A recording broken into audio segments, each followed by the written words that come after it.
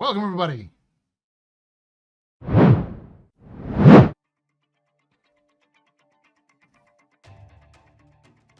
Welcome to the Office Hours live stream. This is my live stream that I do on Thursdays, but eventually we'll be doing it on Mondays at twitch.tv/theastropub, youtube.com/theastropub live. The plan is going forward in the new year to go Friday, Saturday, Sunday, and Monday. It's a kind of like a nice block of 4. And I might stream on Thursdays, but the idea being I can kind of connect things a little bit better.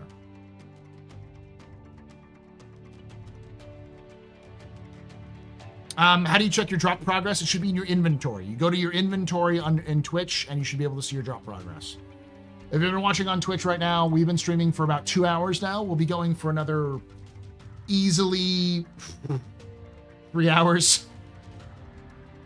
If you still want to ask questions about lore, because we just did our lore tour, you can feel free to do that. But we're also here to talk about the game in general. Let me change the title.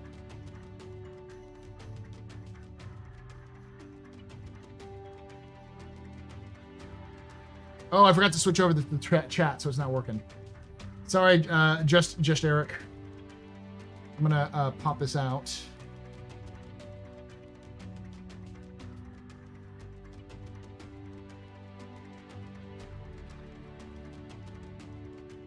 Docs.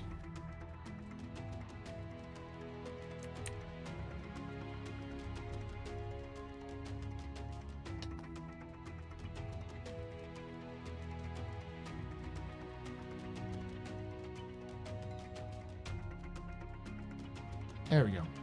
Perseus' Bay, indeed. You should also get a notification when you finish the time to claim your reward, indeed.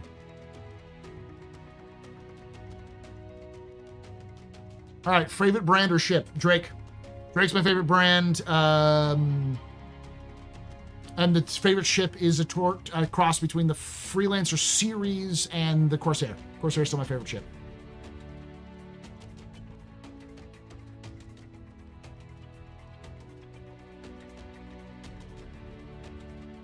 The armor drop looks like it came straight out of Destiny. It's basically like a super fancy gold encrusted version of armor that already exists, and you can actually get a couple of the patch packs. You can get them as well. I love the Cuddy. The Cuddy is just not quite as versatile as the Corsair or as the Freelancer. So a Starlancer is a cross between a Corsair and a Freelancer. That's why I have both of the Starlancers. I use it as well. I wouldn't say it's my favorite ship because it's a little bit big. The Corsair is small enough to use solo, for now at least. Speaking of Drake, thoughts on the new Clipper? I love it. I like it. I want some more of it.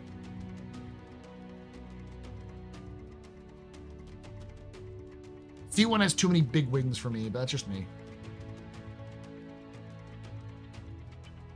Did the character ever get a PDC? Was it supposed to? Question, when do you think we'll get a Starlancer Drake ship? We already have it. It's called the Corsair.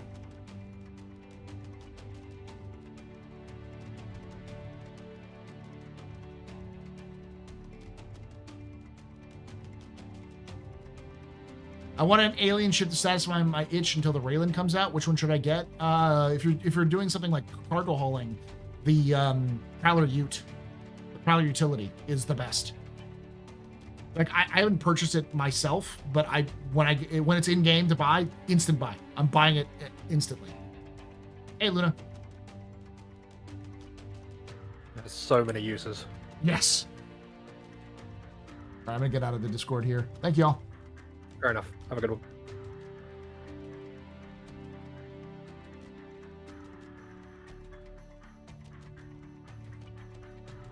The Prowler Ute, a lot of people like shat on it, but like it's really useful.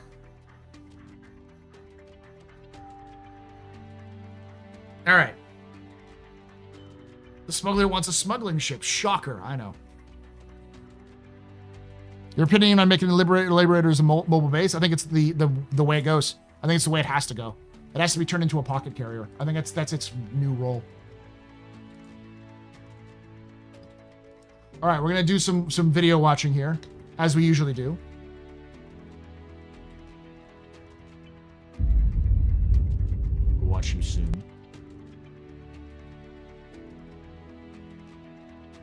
starter ships are important because Watching next.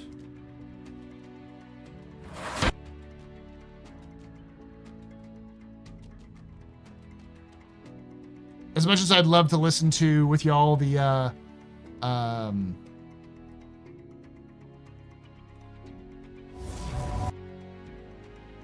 Talking Shop, it's great. I know a lot of people don't like it. I love it. I want some more of it. I want it in game though, CIG.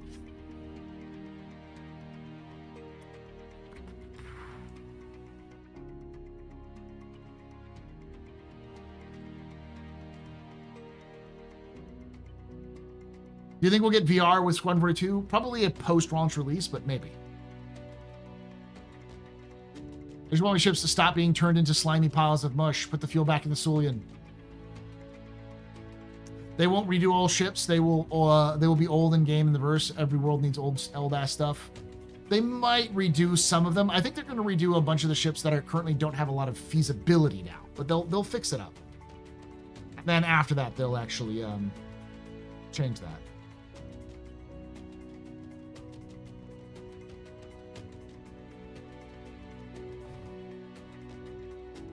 Character doesn't need PDCs, just point the ramp towards whatever it is. PDCs, when the Polaris was released, CIG stated they would retrofit PDCs into existing old ships, but did not specify. Oh, the ones that were guaranteed it. So one of them was the 890 Jump, the other one was the Phoenix. Both of those got PDCs already. Also, didn't there was a they added them to the Reclaimer as well.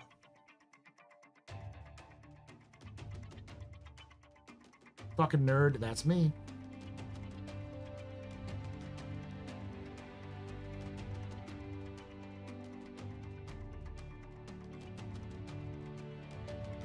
You'll defend me with your life. Question, do you think they'll ever update the Starfarer interior? Maybe, I hope so. It's not going to be till after Squadron, though. I may be wrong, but I think the Prowler utility just got it for AUEC this patch. I'll buy it if it's there.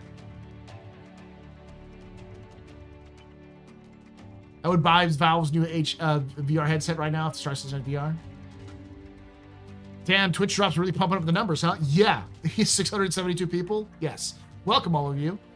Hi, I'm Paul. This is not me playing the game. I'm going to be talking about the game and looking at the lore and news and more is the purpose of this. That's what this stream is basically for.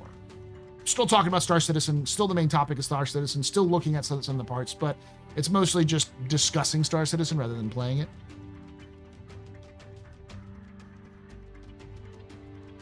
Yeah, for those of you who are wondering where all these people are coming from, it is Twitch drops. So if you have your account linked with the RSI website, also, may I also add, hi, if you're new to the game and you are wanting to sign up to create an account to play this, because you can play this game for free, !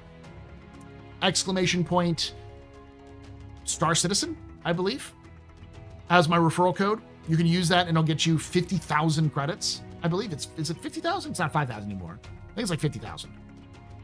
You get a lot of credits if you decide to purchase the game, but you can play the game for free for the entire week. It may not be Star Citizen. Maybe, is it referral or !SC?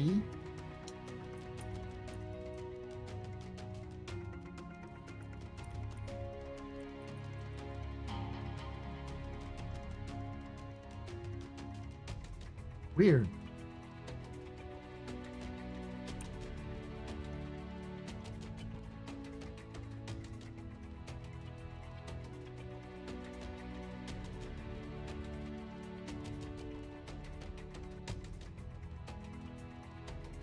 Oh, it's ref. It's exclamation point ref. There we go.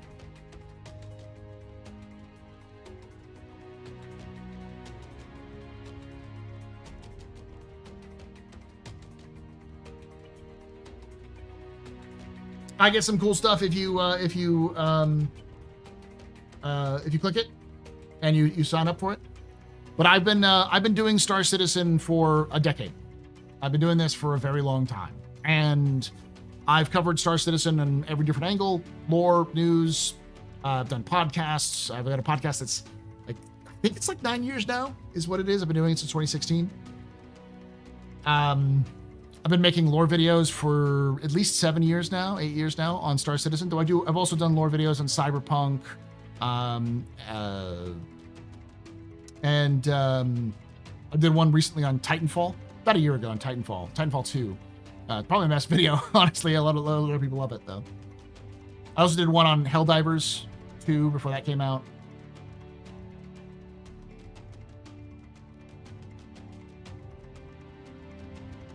Paul, pay attention. You can buy the Prowler utility in game. Oh, nice.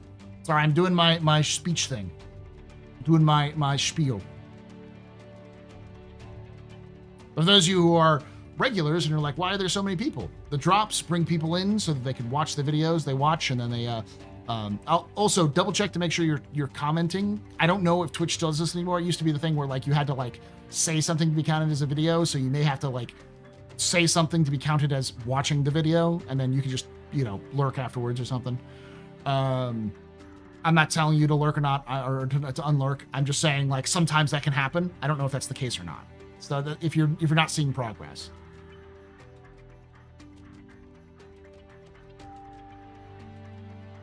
Something. There we go. I got credit not saying a word.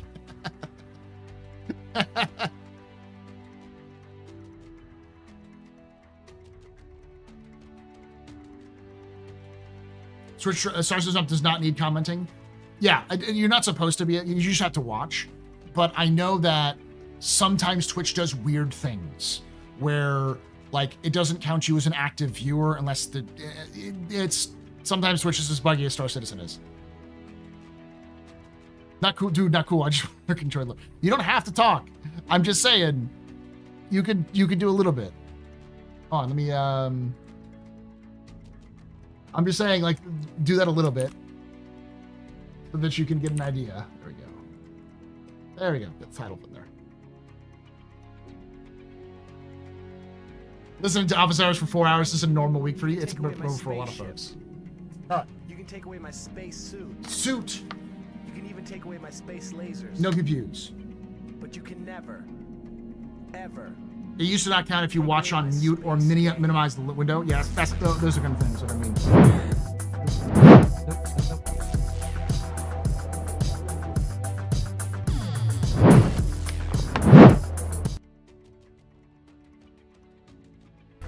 There you go. Professional streamer, y'all. Wolfen Rivers just resubscribed for 32 months. Hi, Paul. Good show numbers today. Thank you so much for that. 32 months of support.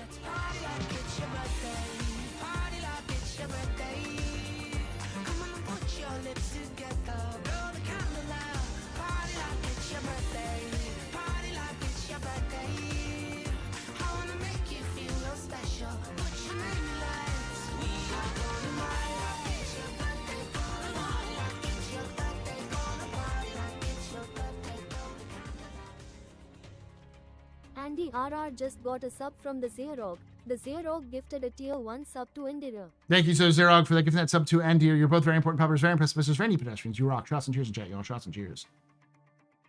Only the one.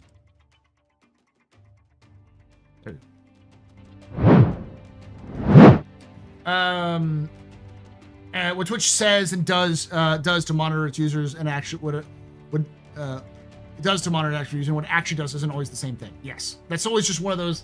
If you need to, if you're not seeing progress, try commenting a little bit. Maybe leave it open in a different window. Like turn the volume down way much, but don't mute it. That kind of thing. Just that's it. Brave browser for the best anime streaming sites. Is there anything else for the armor other than the armor set? It's just the armor set. What's my main source of lore information? So, again, I have a history degree. Been teaching history for a long time. Historian in real life. So the way CIG does lore is very similar to how history works. Very rarely do you have someone from the time period you study who sat down and says, a complete history of the entire empire as it is today. The kingdom is blah, blah, blah, blah. You know, you don't really have those omnibus messages from the past too often. And when they do exist, they're like Herodotus, who is sketchy at best with his histories. Man just like to make stuff up if you wanted to, just to spice things up. So CIG does something similar, where most of what we get for the lore is in fiction stories being broadcast. So we get like effectively articles written for magazines, for digital magazines. We get transcripts of live broadcasts, and we get brochures for ships that are being released. And then every so often we'll get like this day in history, which is sort of like, a breakdown of what happened on this day in a special event. Most of the lore is scattered throughout that.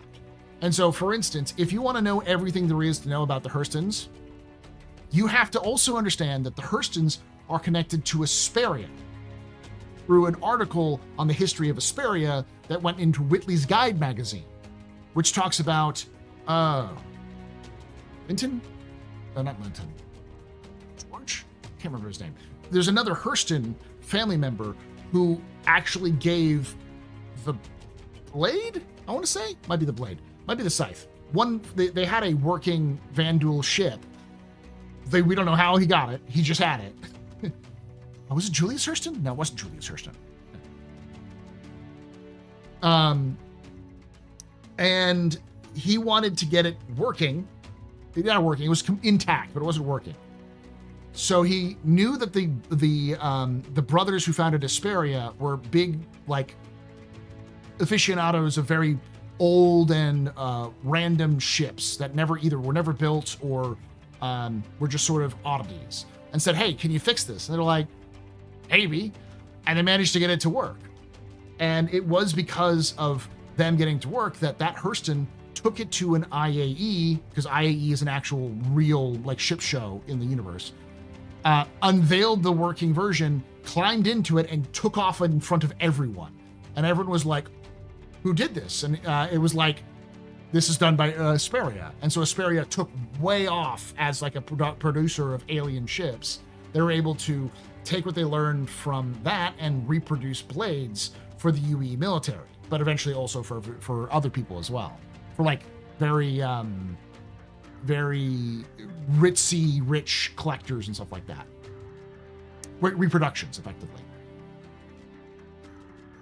That is connected to the Hurston lore. But it has nothing to do with Hurstons. You wouldn't be able to find that unless you already read the lore and understood it. And that's very similar to, like, in my experience, when history, because a lot of it is reading and being like, wait, this person and this person, they're the same person. They're around the same time. They must be the same person. They both knew each other. This person knew this person, which means this person knew this person. Okay, so we got the path right here that we can connect. And that's very much how Star Citizen lore works.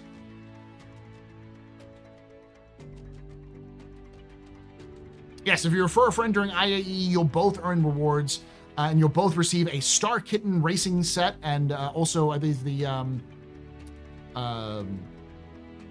Star Kitten Dragonfly, which is great. And as Captain Picard said, we must always consider the sauce. Remember, the in-game writers, speakers, etc. have their biases being human beings. Exactly. And most of the stuff that we see written is written from the perspective of the UEE. So the UEE is this noble experiment that is trying to protect humanity and does wrong, but they always try to do right.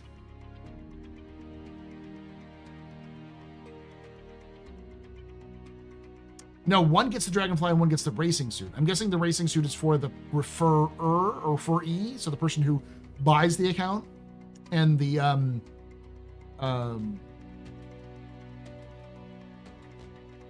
Dragonfly goes to the person whose account was used.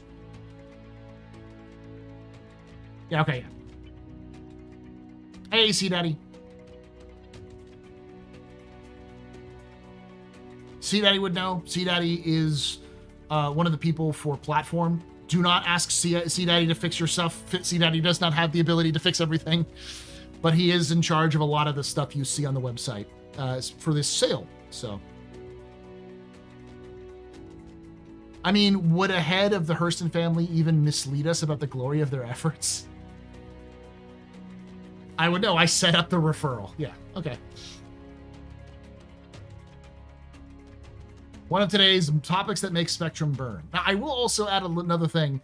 If you listen to the or watch the shop talk, whatever it's called, the talking shop podcast that they're doing for IAE. Great. I want to see it in game. I want to see those sort of radio broadcasts in game so I can listen to them. But one of the parts of that is a live feed, a live audio feed from the floor of IAE, connected directly to teaches in Nix. And this isn't the first time they've done that. With the last Jax videos, all of those were considered, that when he was on his Mobi-Glass, all of those were live streams. And in theory, were being live streamed out of the system. So when that originally happened, and it said live stream, people said, I thought there was no fashion light communication. The easy answer was, it's probably not concurrently live. It's probably been bounced off of different satellites and ending through the jump gate. So it is being broadcast, but it's live, but it's severely delayed when it actually reaches people outside of Pyro. But with this additional podcast, inverse podcast, I think CIG is getting rid of the no FTL communications. It's all but dead at this point, unless the talking shop is non-canon, which would be very weird, and Jax is non-canon, which again, very weird.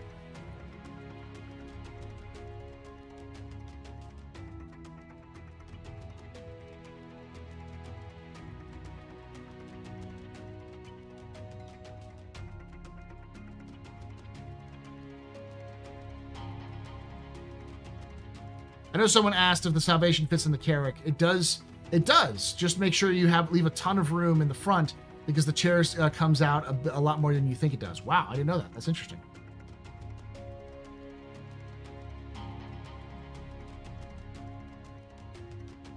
Sorry, Vanilla Thunder. Yeah, no, I've never had Star Citizen turning off my game before.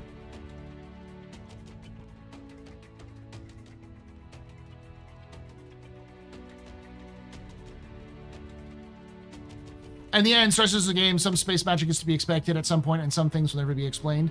True, but let me explain something this for Lurch. The problem is that CIG explicitly said that there was no faster than light communications because Data Runner gameplay was going to take advantage of the lack of faster than light communications.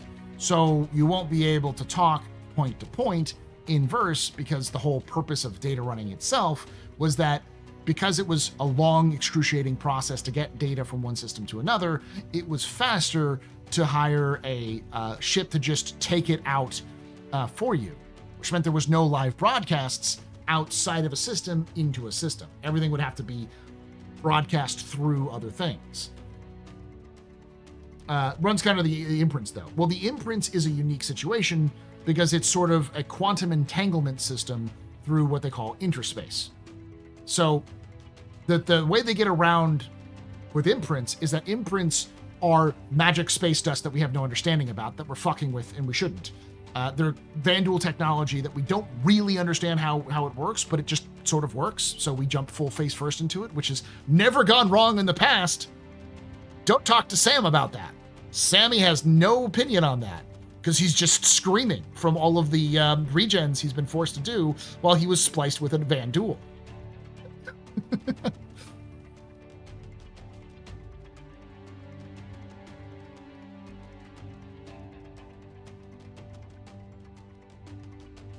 There are ways of getting around it. CIG can get around it, but I do want CIG to clarify that, because they would then need to clarify that data running is still a thing, because that's the reason why there was no FTL communications, was because it was built. That was, I said this earlier, but Star Citizen lore is based around the gameplay, so it only exists to justify gameplay. Thus, no FTL communications, Pony Express. That's what data running is. If there is FTL communications, that throws into context, will data running still be a thing? And how is data run affected if there is FTL communications?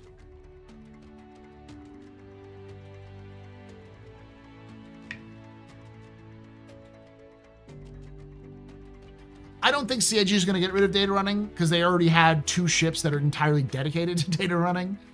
I think it's probably going to make data running less of a necessary thing and more of a sort of like a bike messenger or armored truck sort of service where, you know, you take something valuable and take it from point A to point B faster and more secure than possibly being hacked. So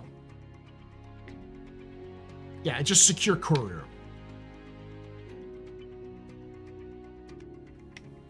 Yeah, because hackers could easily pick up the transmissions in the past. MSR Uber? Yeah, it'd be very cold.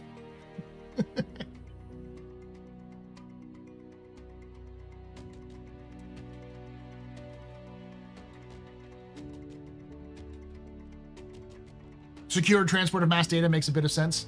If it's something that's never connected to the internet, it can't be stolen. But it's also if it's just massive quantities. You can imagine that a ship on the edge of space that's been collecting data for 6 months to bring back to a lab somewhere in, say, Terra, probably has a gigantic amount of data. And to transmit all of that data across space would take a lot of time. And it would eat up a lot of energy and lots of other things. So it just makes more sense to call out to rendezvous with, like, say, a Herald, give the Herald your just gigantic data core and have it boost off towards Terra, because it'll just get there faster than it would take you to fly there yourself or to transmit the data. So FTL communications can be very low quality, very useful for voice, extremely ineffective for video or images, or it could be touched up with AI reconstruction, but it uses for large quantity. Yeah, I'm assuming that video and audio would be fine, but it's probably got a delay still, and it's probably not secure.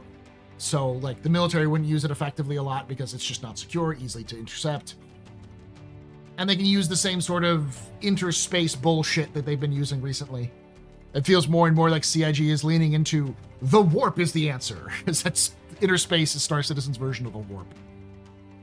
Also, the nether and hyperspace and slip space and that's nebulous dimensional or extra dimensional sort of pocket that sits on top of our dimension, but it's smaller. We're 40K now, always were.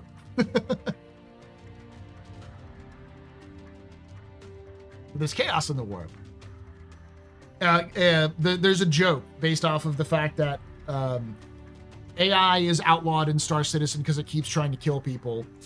And humanity is slowly coming out of this, into this golden age, if you were, of technology.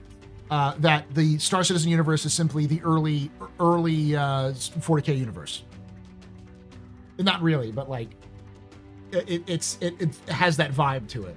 Slipspace? Slipspace is reference to Halo. Halo lore has slipspace. That's how you travel between the stars and Halo, is travel through slipspace.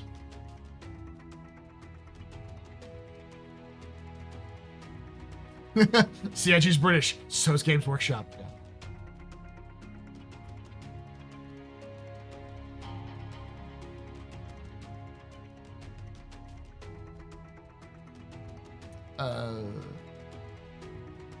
It might have been for Andromeda as well. High Awakened Witch Space, yeah.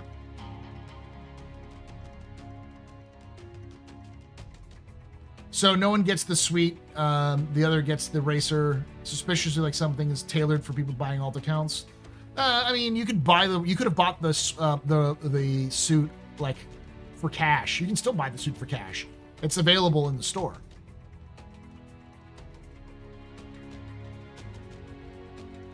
Oh man, inventory rework and social tools. I really need CIG to emphasize social tools. I don't know who I need to get at CIG. I don't know who I need to shake at CIG to be like, you bastards need to do this. Because like they really need to like put that on the priority. They need to get the Joker card or whatever it's called, the hero team. Like after you get engineering and crafting and all the things they're getting in before the end of this year and the beginning of next year, that like social tools need to be a priority, because you're not doing tactical fleet ops with the current game, the current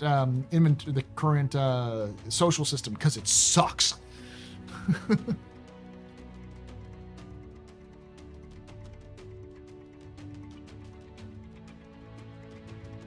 Shake is no longer sufficient. We were at slapping time. Go ahead, Elliot. What's the off-topic question? I would make the case, if you want us to be together in a ship, we need to fix party invites and friend invites. I mean, that's duh. Oh, and DG, Director Gunner, I saw your message on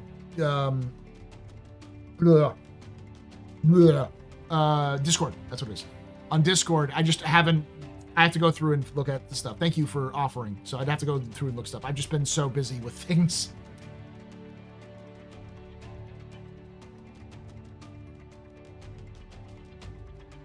The Astro Historian music, will it ever get released as its own thing? I have to talk with the original creator of it, who is I'm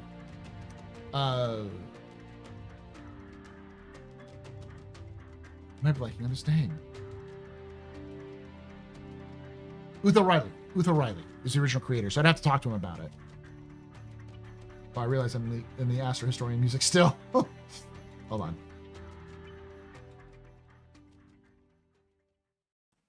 There we go. Is Twitch ops enabled? Yes, they are. So as long as you are linked your account with the RSI website, with the Star Citizen website, with Twitch, then you should be counting. Is CIG going to continue finishing off the RSI ships before they move on to other ships companies? They're going to jump around. I mean, they're working on the Liberator. Other ways to track the drops. Yes, go to your inventory.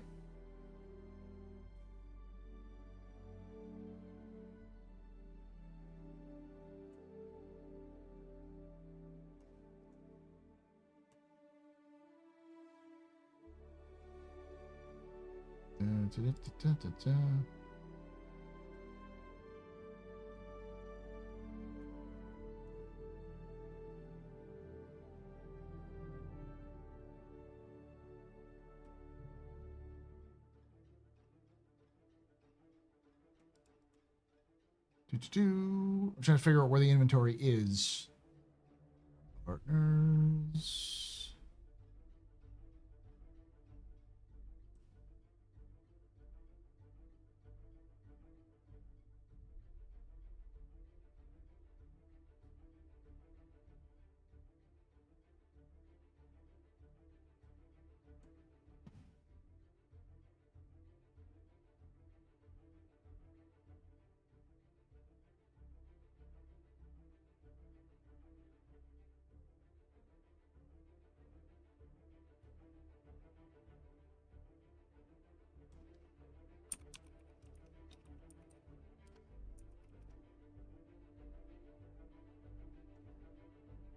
Yeah. Twitch.tv/drop/inventory. You can take away my spaceship.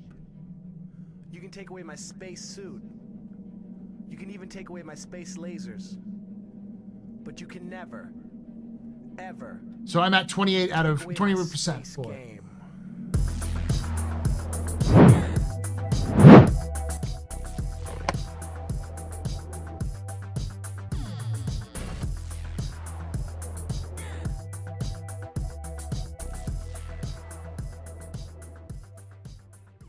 Cramster just resubscribed for 64 months. Thanks for that 64 months of support. You're very important, Papa. Very impressive as a any pedestrian. This is for all your drinking night. Shots and cheers and chat, y'all. Shots and cheers.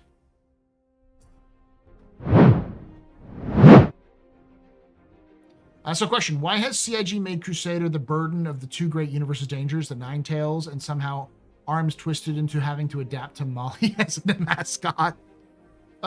Because the thing that the writers told me specifically, I was able to interview the head writer of CIG, Dave Haddock.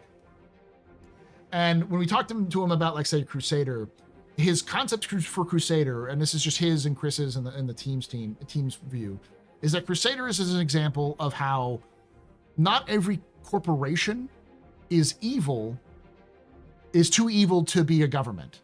some corporations are too incompetent to be governments.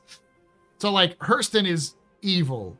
ArcCorp is very, not necessarily evil, but banally evil. Like most of the people who work in ArcCorp itself work for like script, for company script. So they work for like Area 18 script, and they have to, which they can only use to pay for stuff, so they can never leave. And Microtech is like Apple evil.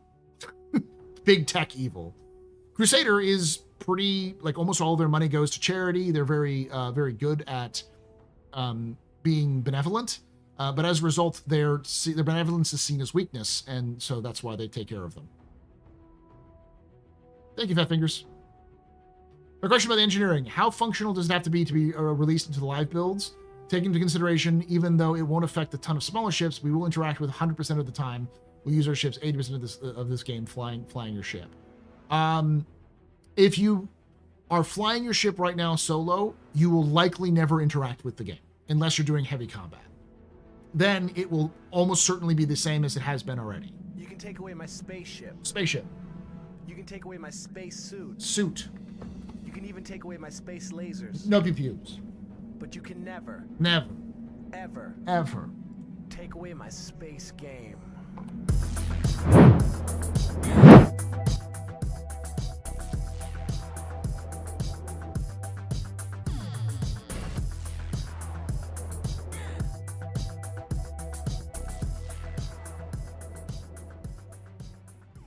Channing Live has subscribed. Thank you so much, Channing Live, for that Twitch Prime sub. You're a very important pupper, very impressive sister, very neat pedestrian. You rock. Shots and cheers in chat, y'all. Shots and cheers. All right. Let's watch a little bit. We're going to go through some of the news of Star Citizen now. If you still have questions, feel free. If I don't catch it, keep asking it. I'll do my best to answer it. But let's take a look at all of the videos that they released recently so we have an understanding. Oh, hold on. Don't mind me farming Twitch drop. Oh, yeah. Isn't there something where, like, you get another drop if you subscribe?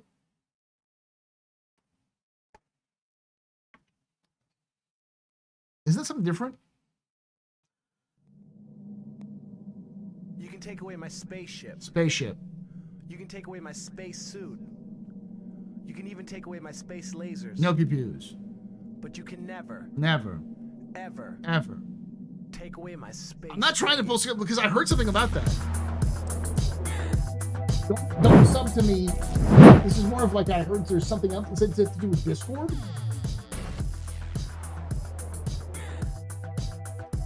Okay, it's a Discord thing. Okay. Boast 1800 just resubscribed for 63 months. Ah. Don't mind me. Farming Twitch drop. No problem. As everyone gets the Prime subs out. We heard none of that. Okay.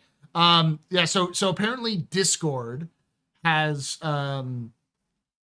if you subscribe anywhere on Discord, you get 3 months free of or subscribe on Twitch, you get 3 months free of Discord Nitro. I think it is. It's so confusing because it happened at the same time. I had heard something about like it was with Star Citizen. It's like any Star Citizen streamer, but it may have been just any Twitch. But oh wait, you can never, ever take away my space game.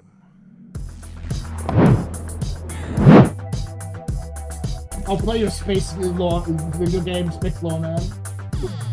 Any Twitch, okay.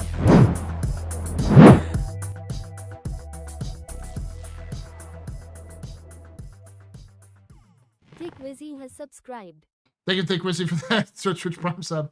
You're a very important pupper, very impressive person, very pedestrian. This your fault. You're drinking night. Shots and cheers in chat, y'all. Shots and cheers. See, I'm not used to people actually subscribing to like me. You can take away my spaceship. You can take away my space. Any stream sub for yourself or gift one. Okay. Lasers. But you can never, ever take away my space game. Thank you, Chain Live.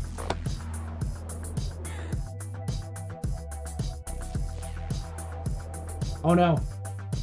I've told 668 people that I dance every time you sub. Oh god. I've been here before. I don't like how this goes. Ryan Squared Star has subscribed. Oh Jesus. Thank you so much Ryan Squared's streams. You're very important, pupper, very impressive, Mr. Rainy pedestrian. You rock. Shots and cheers and check. I'm like, why are people subscribing? Oh fuck! They realize I dance when you subscribe. You can take away my Oh god, suit. I've given the internet too much power. You can even take away my space lasers. But you can never, Never, ever ever. take away my space game.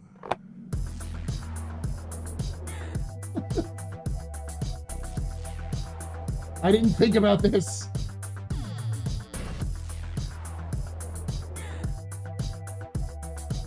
I could use to lose 10 pounds. Skywalker_Kush6 has subscribed. Thank you so much for that that subscription there, Skywalker. You're very important, pupper, very impressed, Mr. Rainy pedestrian. You rock. Shots and cheers in chat, y'all. Shots and cheers. You can take away my spaceship. Spaceship. You can take away my space suit. Suit. You can even take away my space lasers. But you can never, ever take away my space game. I'll answer your question here in a moment, PK.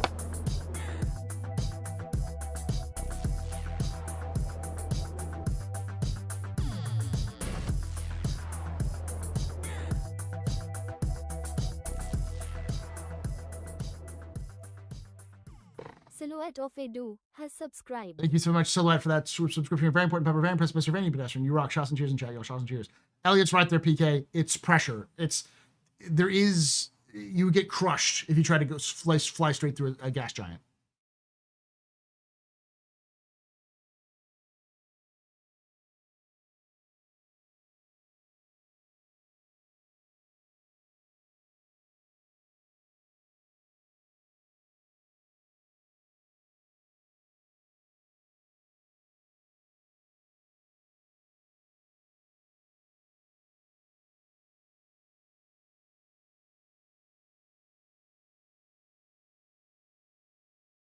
For 107 months. Thank you so much for your life for that 107 months. You're very important, pupper, very impressed, Mr. Rainy pedestrian. You rock. Shots and cheers in chat, y'all. Shots and cheers. Yes, chat. People have been here for a while.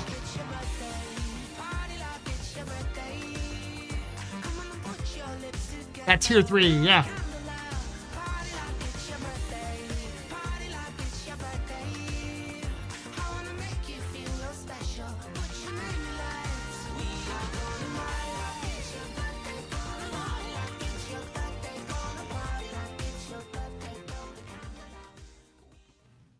Cud just got a sub from the Zerog. The Zerog gifted a tier 1 sub to Cud.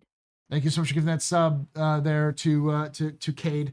You're both very important puppers, very impressive, Mr. Rainy pedestrians. You rock. Shots and cheers and cheers. Shots and cheers. You can take away my spaceship. Spaceship. You can take away my space suit. Suit. You can even You're never going to stop dancing. I know. Chaotic. I know. But you can never, ever Ever. take away my space game.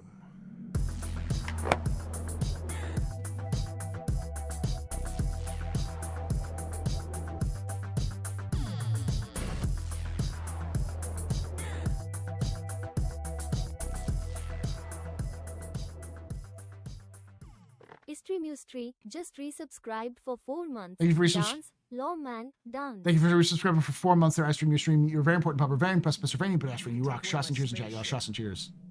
You can take away my space. This is abuse, but it's fun abuse. You can even take away my space lasers. No pew-pews. But you can never, Never. ever Ever. take away my space game.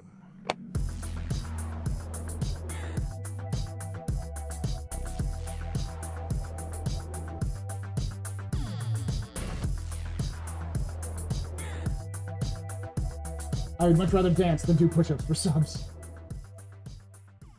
Drow has just resubscribed for 8 months. Haha. Thank you so much, Drowies, for that Twitch Prime of 8 months. You're very important, pupper. Very impressive, Mr. Very pedestrian. You rock. Shots and cheers in chat, y'all.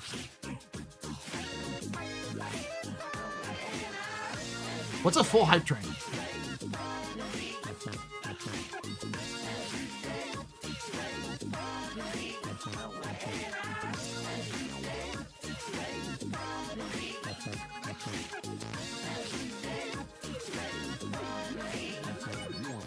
Shinobi Trip _ just gifted 5 subs. They've given those 5 sub there, Shinobi. You're very important, pupper. Very impressive, Mr. Very pedestrian. You rock. Shots and cheers in chat, y'all. Shots and cheers.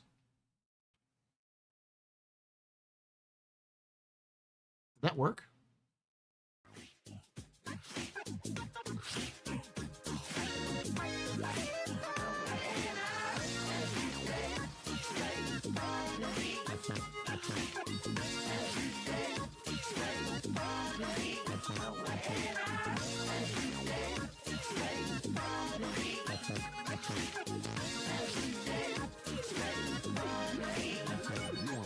Istreamustri just gifted 5 subs. Thank you so much, Ice Cream Ustream, for that gift. That was 5 subs. You're very important, proper, very impressive, Mr. Rainy Pedestrian. You rock. Shots and cheers in chat, y'all. Shots and cheers.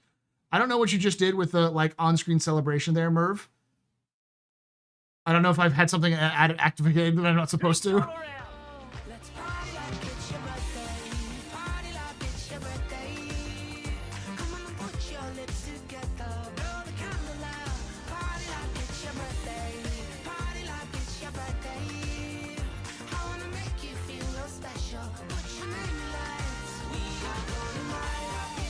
It's all right, Gunner.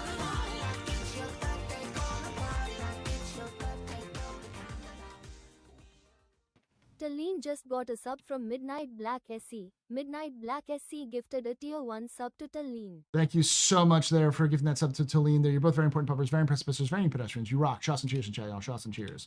All right. Let's watch the trailer. Let's watch the patch trailers. Let's actually go through some of these videos. Hey, collection. Thank you for that, them biddies as well there, Merv, as well. So this is a patch trailer. I don't like YouTube's new layout. I don't know how it works. This is the new patch trailer. One of my favorites. Let's take a watch.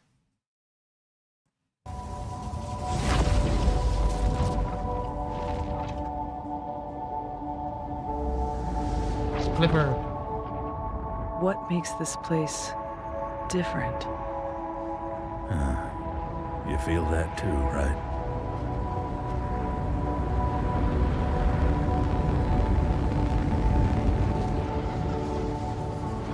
Well, I could ramble on about hopeful horizons, chasing some distant dream. But the simple truth is, this place is different because it was made different. It was built by us. A people with one purpose. Yeah, I December guess. 3rd. That's Anthony Tanaka Remembrance Day. Yeah, a purpose. To just live free.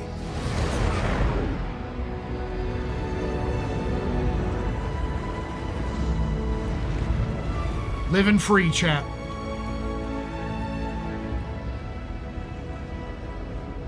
You see, no one hands this sort of life to you. It's worked for, even fought for, by us. And those who came before us. Those who will come after.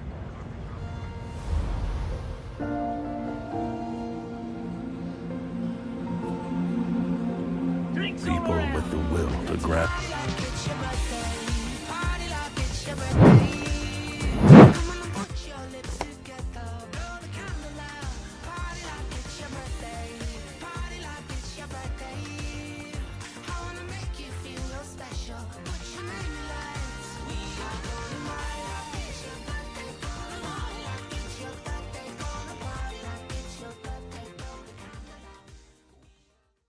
LL Dirt Headal just got a sub from Ghost 1800. Ghost 1800 gifted a tier 1 sub to LL Dirt Headal. Thank you so much for giving that sub there. You're both very important puppers, very impressive sisters, very pedestrians. You rock. Trust and cheers in chat, y'all. Trust and cheers.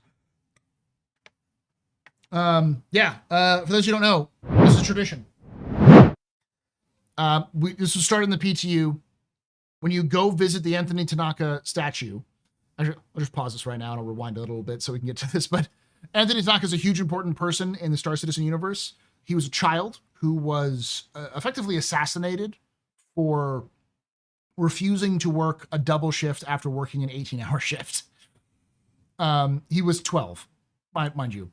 And so one of the personal guards of the Imperator basically shot him dead on the floor of a factory for refusing, for having a very reasonable crash out for a 12-year-old. This footage was captured on in the security camera was captured, and people took the footage and smuggled it out, and it became like this. Everyone got a hold of it. It got into some of the news and got all over the verse. It's actually the reason why RSI was kicked out of the government contracts for a while, because RSI was like, hey, this is awful. We need to do a review of our own factories to make sure none of this stuff, this like child slavery stuff, is happening in our factories. And the imperator at the time said, how dare you tell me I'm doing, my people are doing child slavery in my child slavery factories. You will not have any contracts. And so they got rid of all their government contracts. And, might be the reason why the measures aren't around anymore, but, it's just me. A bit of both, political and intimidation reasons, a little bit of both. So as Anthony Tanaka Memorial Day is December 3rd, in verse, and as what's kind of become a tradition is people, when you first visit Levski, bring some sort of toy or some sort of item and leave it in front of the Anthony Tanaka Memorial. It's like Garon 2 before Garon 2. Yeah, it was before Garon 2. It's the thing that sort of created the resistance that would rise up around Garon 2.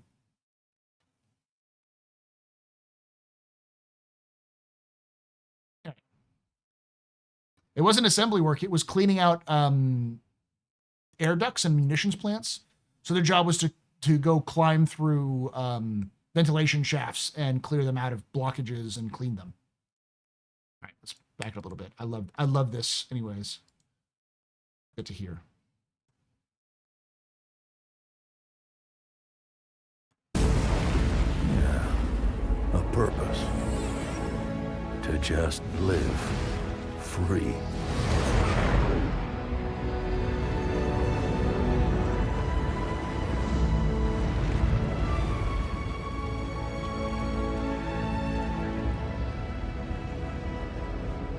You see, no one hands this sort of life to you. It's worked for, even fought for, by us and those who came before us.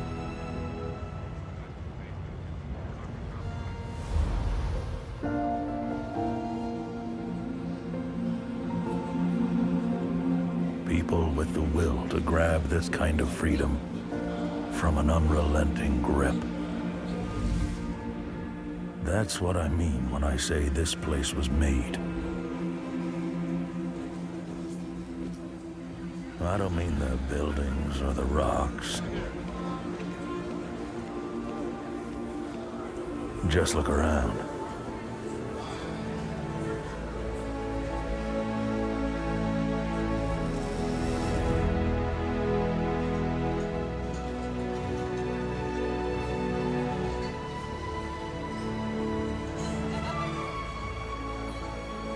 It ain't polished.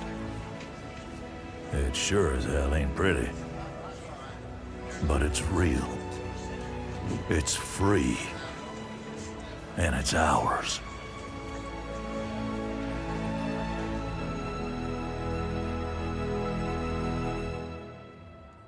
Not a single shot fired in that entire trailer.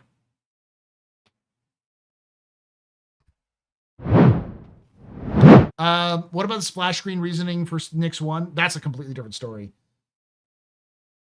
It both makes sense and doesn't. There's a lot of mixed feelings I have about it. The more I think about it, the more I'm like, I can see how it would work, but also it feels very... I don't think CIG is going to have the light touch that's required to get that done. So...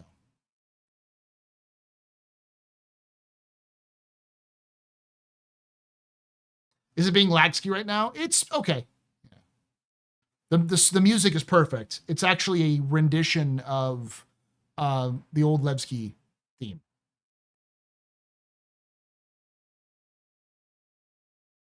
Not a single shot fired. No, the entire trailer, it didn't have a single combat scene. It was all flying and mining and just social stuff.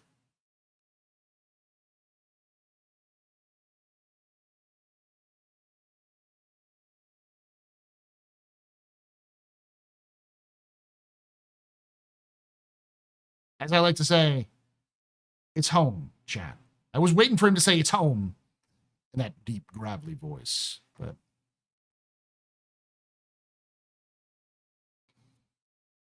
effectively what's happening, for those of you who don't know, who are newer to the game or just don't keep up with the lore, Nyx 1 will be added to the game. It is currently being terraformed in fiction by an experimental terraforming technology that started last year. So means the terraforming from beginning to end will have taken about 2 years, which is pretty fast for terraforming, but not unheard of. It would be very fast for the condition of what Nyx 1 is in.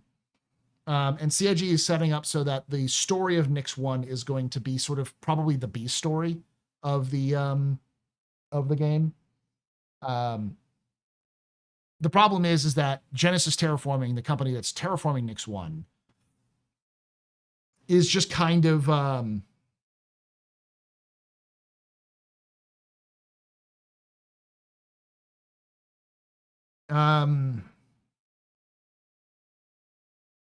just kind of showed up and decided they were going to terraform it. They didn't ask permission from the People's Alliance.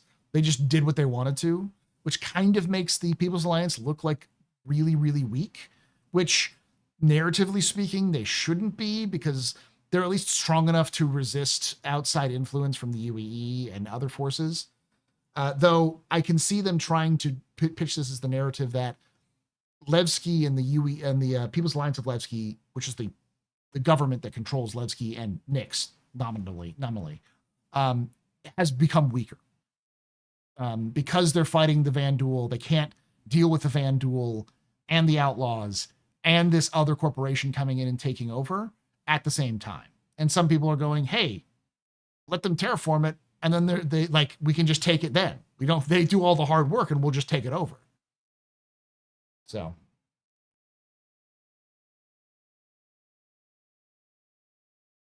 since the B story keeps being the more interesting one, it's the less violent one usually. Hey, Kenjiro. Genesis? Yeah, you could be Genesis. Little John Denver playing.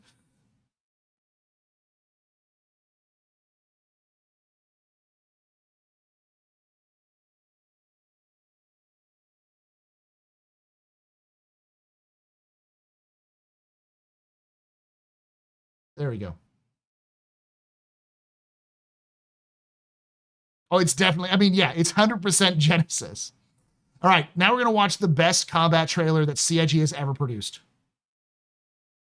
I'm tempted to like watch all of the trailers back to back, because CIG's been doing this thing for the last couple of years where all of their ship trailers are actually one long trailer. This is the trailer for the Polaris, the Idris, and the Perseus. All three of them are one long narrative.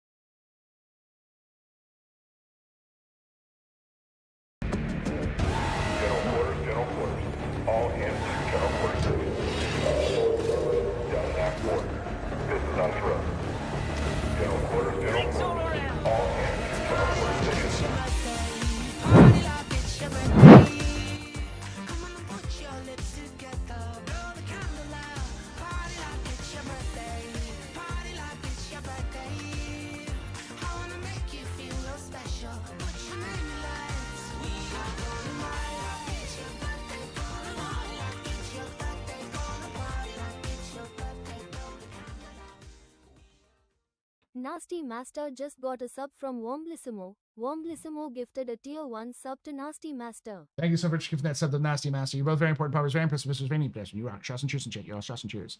Is the People's Alliance still anti-joining the UEE? There's a poster inside the contentious objects store. It's on one of the walls, which has got a picture of the UEE logo with bullet holes in it, and the title is "Death to Tyrants." So yeah, I think they're still anti-joining the UEE. Conscientious objects, yes. Yeah, there's definitely if you walk around, you can actually hear them talking about it in the game. Like the NPCs will talk about it, and they talk about that. They're like, you know, fuck the UAE.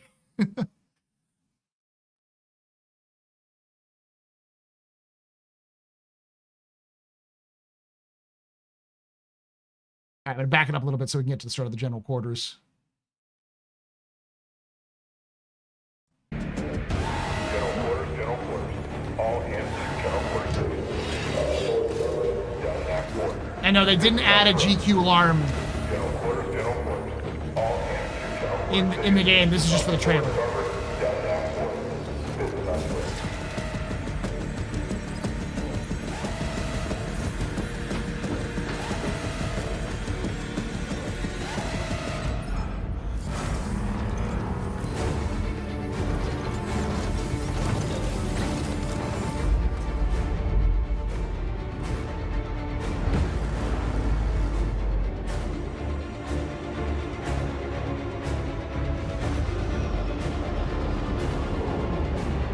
Reading multiple contacts.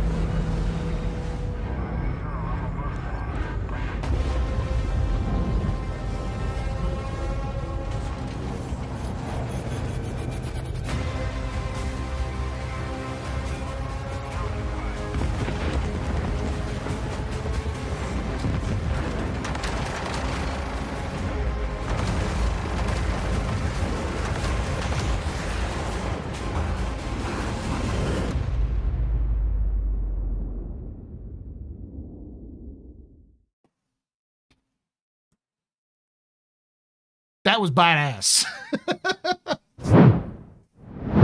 It's very corny, but very badass. Bit of the overacting with the fire.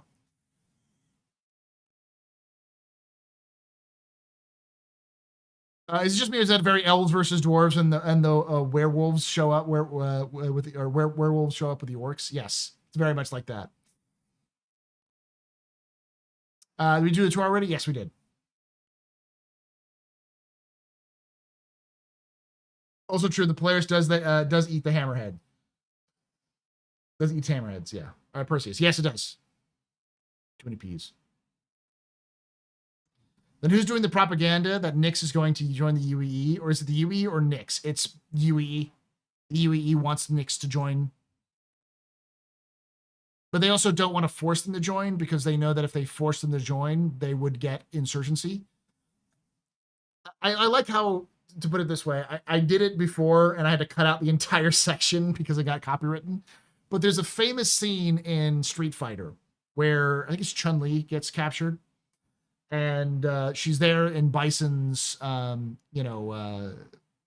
boudoir, and she's chained up, and she's like, my father fought you, and it was, we defeated you, but you killed my father.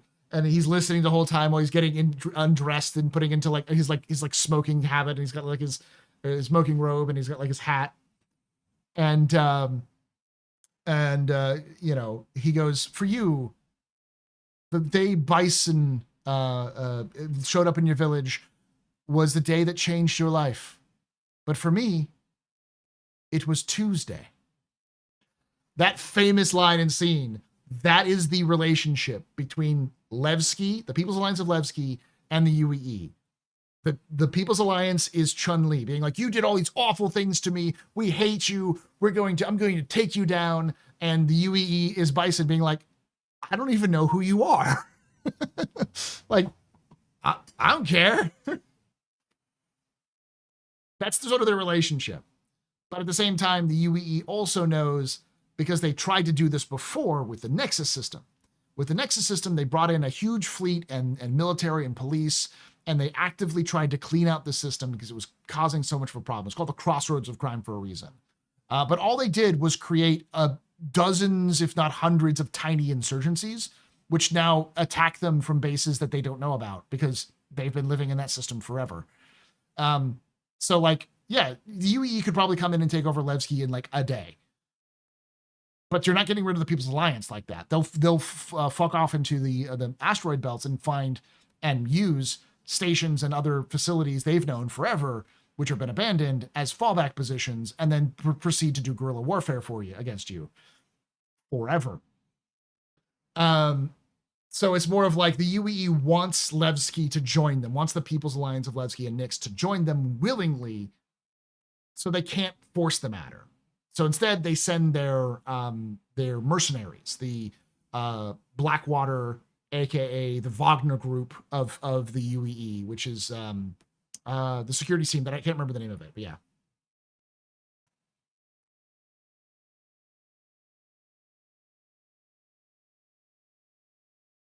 Does the UE have the resources? Yeah, it does.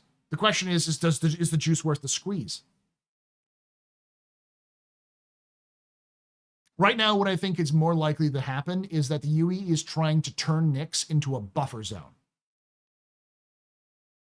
They're turning the UE is turning Nyx into a buffer zone, into Belarus, or back in the day, Poland, East Germany, that kind of thing. Intersect, thank you. Intersect's the company. How about they do some CIA-style government toppling? It wouldn't really work because there's no real charismatic leader for the People's Alliance. They're a collective. So them doing a CIA coup would require somebody who would actually work with them. And they've been entrenched in that system for like 400 years. It's like multiple, like 10, 12 generations have lived there. So.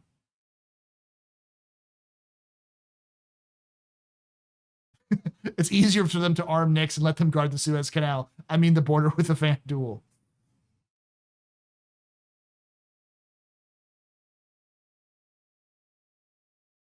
It's easier just to supply the Mujahideen with weapons and let them deal with the Soviets.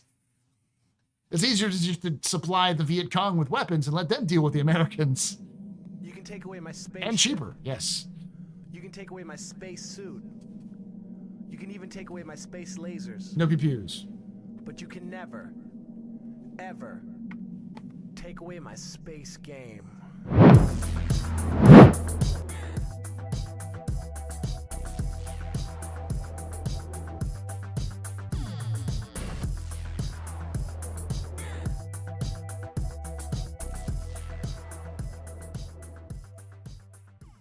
Silky68 Nice, director. Subscribed for 58 months. Stop dancing. I'm just lurking today. All right, thank you, Silky, for that 58 months. You're very important, Papa. Very impressive. Preserve any pedestrian. You rock. Shots and cheers, chat. Yo, shots and cheers.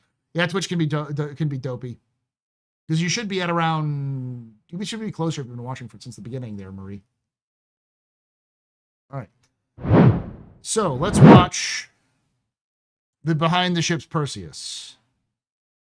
And then we'll watch Behind the Ships Salvation. Too loud. RSI Perseus is a big ship for big fights, but you're not quite ready for capitals yet. It's a heavy gunship that focuses on heavy turret firepower.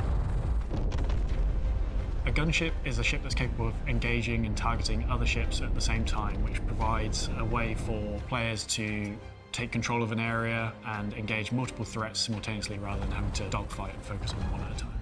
So a heavy gunship is when the ship gets a little bit more bulky, gets a lot more defensive, and is designed to tackle a bit bigger force. I'm joining the stream, more than 500 some odd streamers and a Perseus blapping NPCs and ransoms in the verse. Hey, listen, I'm going to be doing big fleet ops with Loken tomorrow, probably, so you'll be able to see it.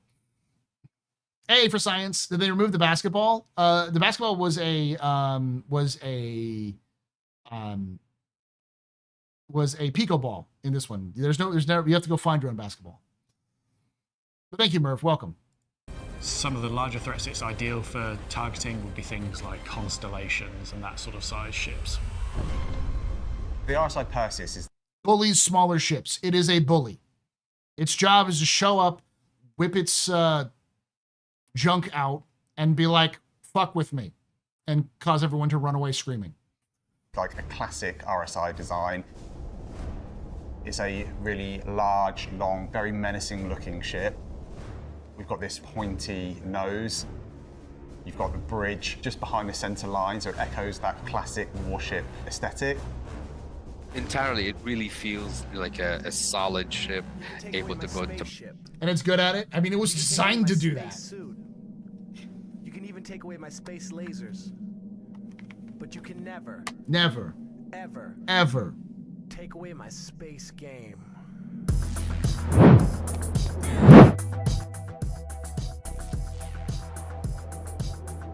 Yeah, the hoop is there.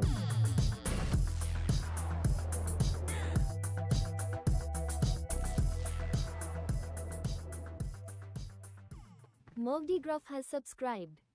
Thank you so much there, Merv DeGraff. You're a very important pupper, very impressive, Mr. Very professional. You rock. Shots and cheers and chat, y'all. Shots and cheers.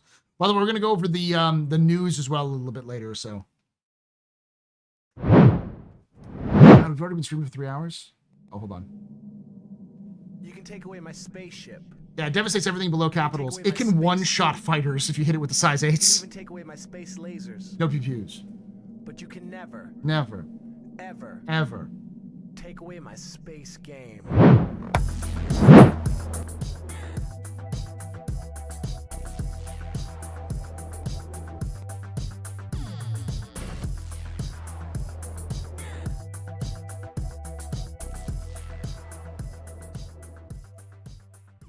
Ackland just resubscribed for 18 months. Wow, time flies, carrot. Carrot. Thank you so much for that 18 months of support. You're a very important pupper, very impressive, Mr. Any pedestrian. This is your fault. You're from drinking night. Shots and cheers and chat, y'all. Shots and cheers.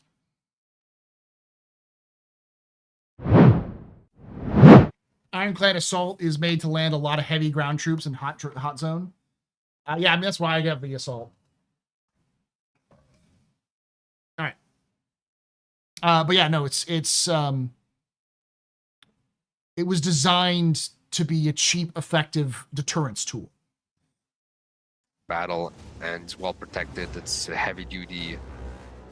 And it looks badass.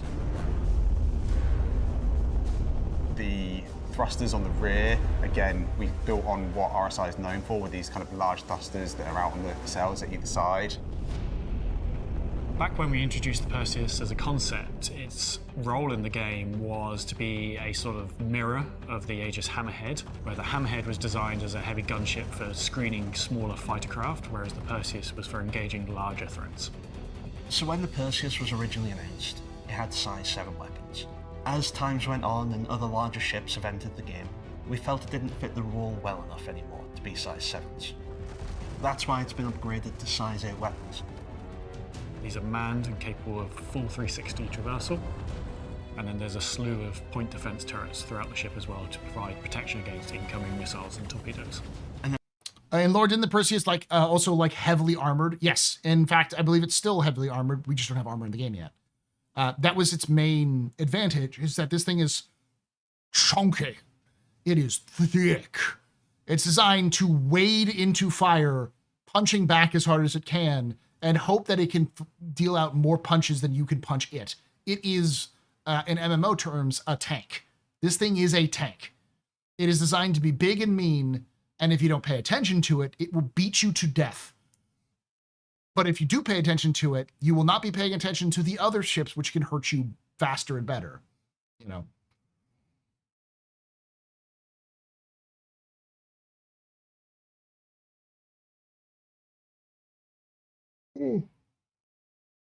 Fully interchangeable, like all the other PDTs in-game, such as the missile one that came out with the Idris K, along with the ballistic Gatling variant that's coming with the MDC in a few days.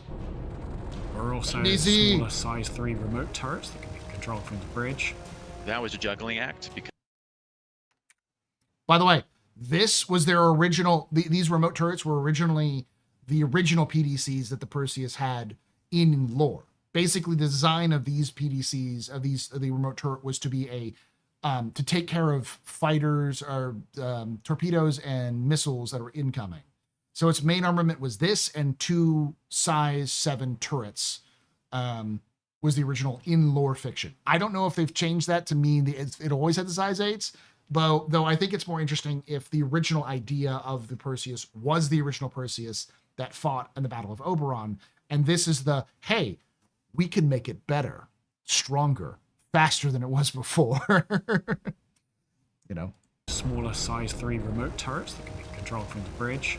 That was a juggling act because that was not in the concept, so we had to incorporate all of those weapons together, but not break the silhouette of the concept in a destructive way. So I think we maintained the silhouette generally, but also added the necessary functionality to match the expected turret experience that came from Squadron. The short version, Grievers of a new toy to make you quit playing.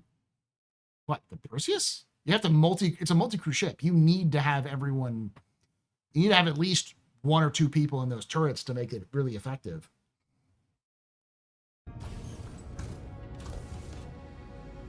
There was a lot of moving parts, pun intended, with that, where the whole turret had to literally extend when you sit in it, for the fact that the seat and the turret pivots needed to be lined up on the y-axis. So that's why they transform once you sit in them. The player won't notice, but that was to actually make it so the pivots line up, so when you tilt your seat is tilting at the same angle as the turret that's next to you.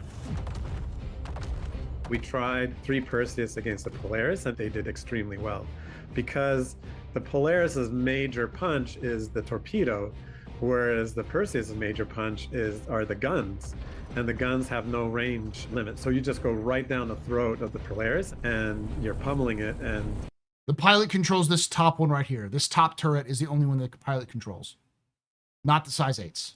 We destroyed it quite quickly. You can't really be stopped, but the Perseus does have. Don't say you can't really be stopped. Because you say that, and then they're going to nerf it 5 days later. Okay, you can be stopped by good tactics and smartitude. This is what I have to work with, people. So there are multiple different ways to enter the Perseus. All of them will connect you into the cargo hold, but all come with different pros and cons. So you have the docking collar, which allows you to connect to stations. You have the personnel lift, which allows you to enter the ship without depressurizing the cargo hold. And then you have the main lift that you can put people or vehicles on to get up to the actual ship. All of them bring you into the large cargo hold area that let you quickly navigate to the other parts of the ship. Compared to the original concept, we've made some minor interior changes just to improve the flow throughout the ship. Sometimes what we find is when we're tackling the ships with a large interior space, we want to make sure that the interior has all the functionality that we want, and sometimes that does have some layout changes. The cargo bay, since the concept has been increased to 96 SCU, and the layout of it is pretty favourable in terms of putting vehicles in. You can put things up to, say, rover-sized vehicles in there, and this does allow you to run cargo missions, although that is not the ideal role of this ship. In this space, we really tried to convey the strength of the ship. So one of the things that we evolved slightly from the original concept was these large structural beams. They tie the walls, the floors, the ceilings all together, and they give a little bit of a skeleton to the ship. It really conveys that no matter where it takes a hit, it's going to survive. I love the nautical theme to it, and we tried to create that aesthetic inside the ship where we labeled everything similar. According to the screenshots on Reddit, the cargo bay fits a C8R. I don't doubt it. I like the first time I saw it, I was like, yeah, it could definitely fit a C8R. If it can fit an MTC and an Ursa, it can fit a C8R.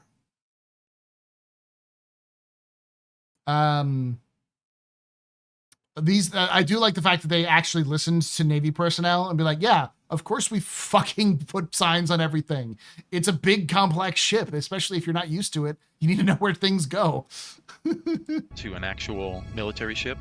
When I toured the Midway down in San Diego and when I was visiting the Bar Citizen, I met a lot of former Navy guys, and they said, yeah, we have, labels and arrows pointing every which way, so when you're in a big ship, you never get lost.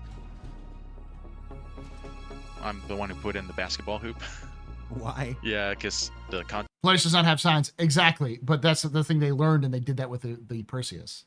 concept artist had this, this harebrained scheme, and hopefully the fans will make use of it. I mean, I was able to shoot hoops successfully in there. If you turn Instead of putting a C8R into it, what you need to do is just put a NERSA. It's the same thing. The difference between a C8R and a NERSA is just that the NERSA doesn't fly. left in the cargo area, right in front of you, you've got the torpedo loading areas. So on the lower deck, that is where you access actually loading the torpedoes in. We changed the concept entirely. Instead of an enclosed device, it's an open bay where it's this V shape and you can load all 20 and visibly see every single torpedo. The reasoning is versus the Polaris, where that system, you sort of load the torpedoes, but then it tucks under and then you can't see them anymore. That interfered with the ability to unload and reload them. So that was the critical change versus the Polaris. And then on the upper deck, that's where you have the fire control. That full section there is really kind of dedicated to just blowing things up. I think it's very atmospheric in there. It feels like you're really in the heart of this big war machine.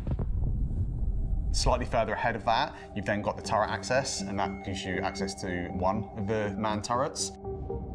If you're in the cargo area, you turn towards the rear of the ship. On the lower deck, we've got the engineering area. That's where you've got all your core important ship items that allow the ship to function. On the middle floor of the rear of the ship is where our habitation area is. It's got a shared bunk area, typical of what you would expect on a military ship. And then off of this area, we've got a small... You can even take away my space lasers. No pew-pews. But you can never, ever take away my space game.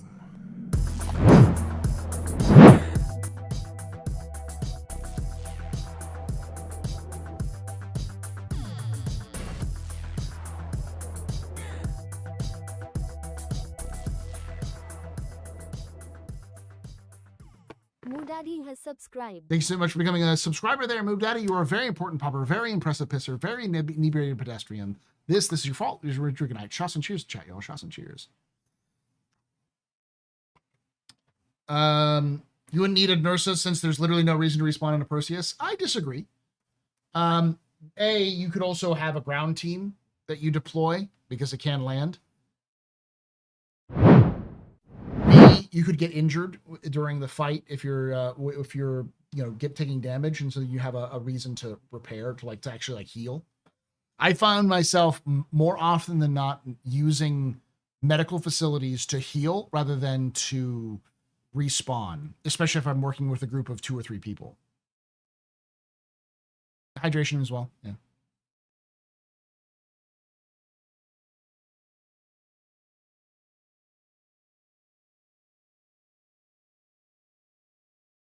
It's the perfect soda machine, yeah. Bathroom, and then we've also got some storage for your weapons and also your armors. So at the top of the ship, we've got the captain's quarters, right in the heart of operations, so they can go straight out of the captain's quarters and straight into the bridge. And a new entrance exit airlock behind the bridge, protected by 3 doors for security for quicker EVA access. What do you expect to happen on this thing? What do I expect to happen on this thing? That you have increased security on the bridge. They added a door behind the bridge because they got bored of getting out of the ship and taking forever. But then I pointed out you just put a weak spot right behind the bridge. So they put 3 doors. So you have to breach 3 doors to get through. So it's not easy to get in, but easy to get out. And then at the front, obviously, we've got the main flight deck. The bridge has 3 seats, 1 gunner, 1 co-pilot, and the pilot one.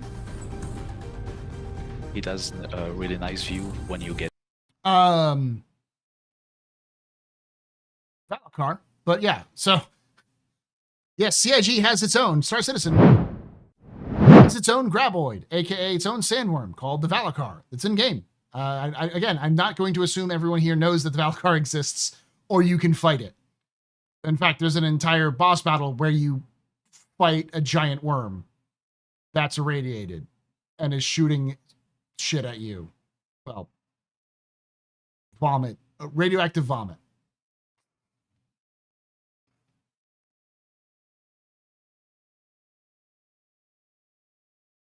The halfer ones are better, yeah.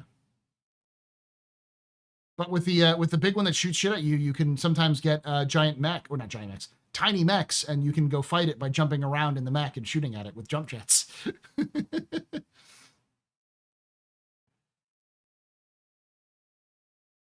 You can actually, so the plushie, yeah, I know, but the plushie itself is available in the store, and I think it was one of those like monthly things you could get it if it was like if you're a subscriber. Yeah, it's a graboid. I'm using you as a teaching tool there, Silhouette. I'm making sure other people may not know about it. Know it.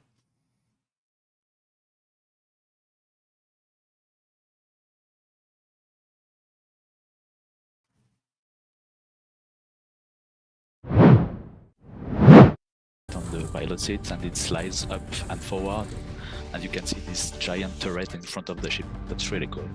It's very reminiscent to old battleships. You've got views Citizen all Con, around okay. the front half of the ship, so it's a really nice place to be. They removed the bed? Great. I think the North American team did a fantastic job of looking at what we delivered with the Polaris and taking on board some of the feedback. I know there was a lot of feedback around navigation and signage, and set a really nice standard of we've listened, and this is kind of the new and improved.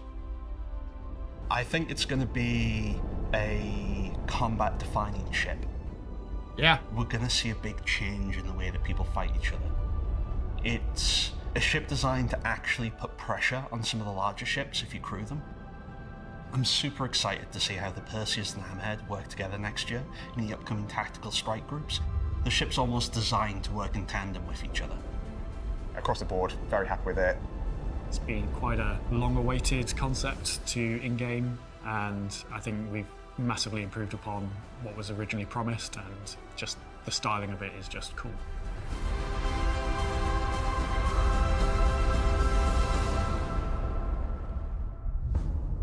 It's very cool.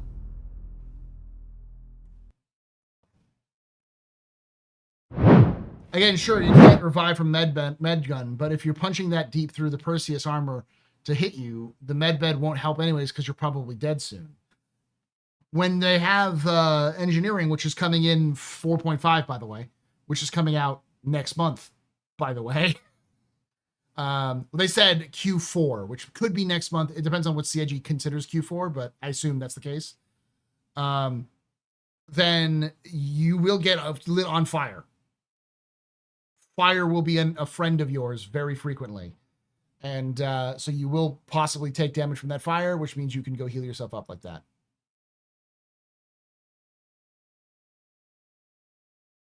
Yeah, it's mostly so they can update the main dev branch to get the to get Vulcan in. So it's like, well, we already got engineering mostly. Let's get that in. Hey, Tashiro, how you doing? All right, let's watch the last little video, and then we'll do. I'm gonna get something to drink, and then we'll do the we'll do an office hours capsule, where we'll do a little video for the Astropup YouTube, where we're gonna do the roadmap roundup.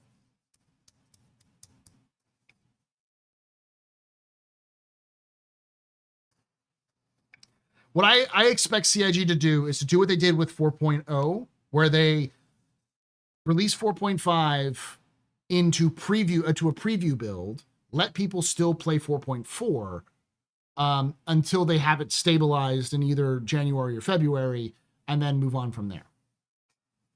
So that way they have they let people still play the stable version if they want to, or they can play around with the engineering, and they get about a month and a half extra testing. If you are less cool with the fire rats, if you heal yourself after it burned, I mean, you just make sure you have scarification, that's all. And then leave me shard locked for nearly 7 months.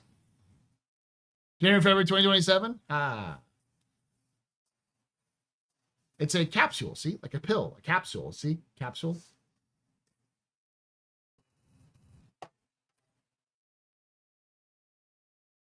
So, Lorstradamus, will we get Squadron next year?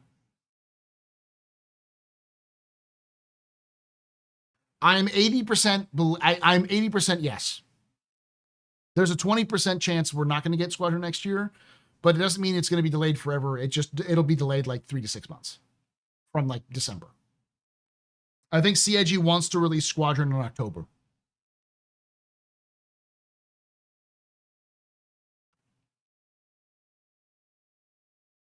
I've seen Dragon Ball. You can fit a spaceship in that capsule, don't you? Maybe. GTA will be laid out to 2026, I'm guessing. Based off of their current rebellion that's going on inside of Rockstar, I wouldn't doubt it. They're either going to have to fire a bunch of people and then waste a bunch of money in lawsuits where they, where like most of their experienced teams are suing them, so they're wasting money, and they're going to have to hire new people and bring them up to speed and get them all of those things, which are going to be a pain in the ass. For those of you who don't know, one of the long-running themes that we have here at the Captain's Table, it's one of many things, at the Astro Pub is, all right.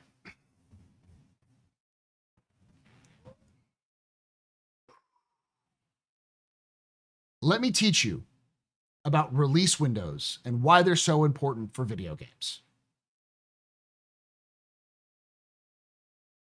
I am a big fan of Titanfall. Was a big fan of Titanfall 1, big fan of Titanfall 2. Was super psyched when Titanfall 2 came out. Titanfall 2 was released to die.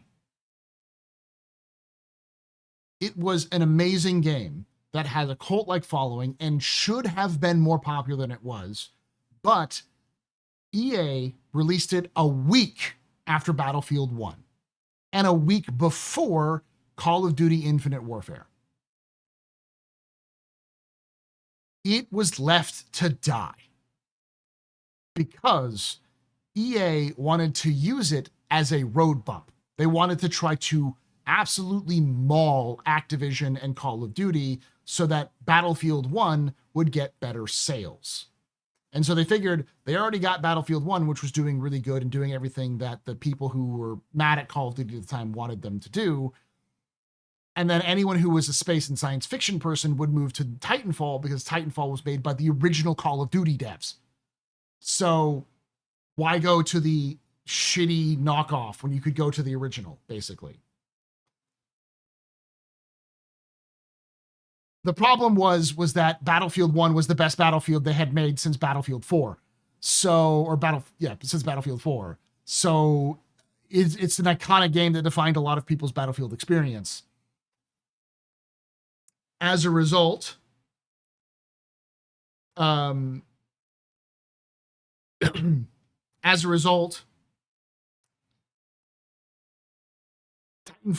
2 wasn't supported and eventually died. Not because of the game design, but because of its release window. On the flip side, let me tell you about a game called Baldur's Gate 3.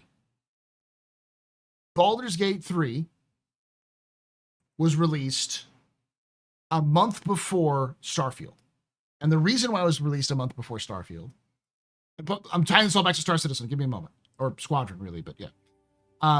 Was because Baldur's Gate 3 was in active development and testing for like a year to 2 years before it was actually released. But Larian was going to release it I think like a week after Starfield was going to release. Now remember, Starfield was delayed, so it was originally supposed to release at a different time, and they delayed it. So Larian was like, well, fuck. Starfield was hyped to shit and back. Everyone was like, it's the science fiction RPG version of Skyrim. Everyone's going to love it. It's going to be the best thing since sliced bread. So Larian did the smart move and said, if we can release it earlier, let's release it earlier. And so they released it in August to get away from the window of hype for Starfield. As a result, for the entire month of August, people hyped the shit out of it. It was on social media from the hardcore fans, and it was also picking up new people who had never played Baldur's Gate game before because so many people were talking about how amazing it was. I still believe that Titanfall 2 was one of the best games ever developed. Hands down, it is one of the best games of the 21st century. Baldur's Gate 3 is one of the best games of the last decade. Both of them are fantastic games. But Titanfall 2 didn't win because it was left to die. Even though it was a good game, it was left to die. Baldur's Gate 3 was given a release window to give it breathing room so it didn't get the wind sucked out of it by the release of Starfield. That's another reason why Titanfall 2 didn't do well, because everyone was talking about Battlefield or Call of Duty. No one knew what Titanfall was. It was still a relatively new IP. It had a small cadre of hardcore fans, but that wasn't enough to push it over. I say that whole thing because GTA is Call of Duty or Starfield. It is this big monster that will suck all of the air out of the room for anyone who releases near it. Only I think GTA is like 10 times worse than both of those games, because we get a Call of Duty game every year. Starfield was, it's a Bethesda game. It's a little bit of a niche, but it's good for RPGs. GTA is the most successful franchise in video game history. So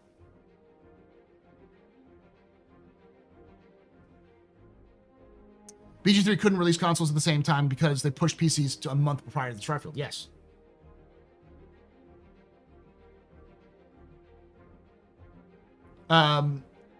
So Squadron 42, the single player version of Star Citizen, the single player experience in the Star Citizen universe, needs to release either before or after GTA, preferably before,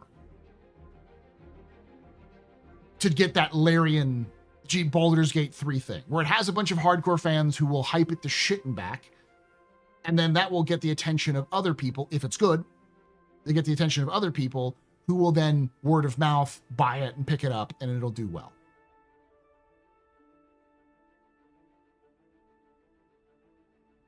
I know it's backtracking, but can you repeat the order for cinematics released for the Perseus and Polaris? Polaris, Idris, Perseus. That's the order.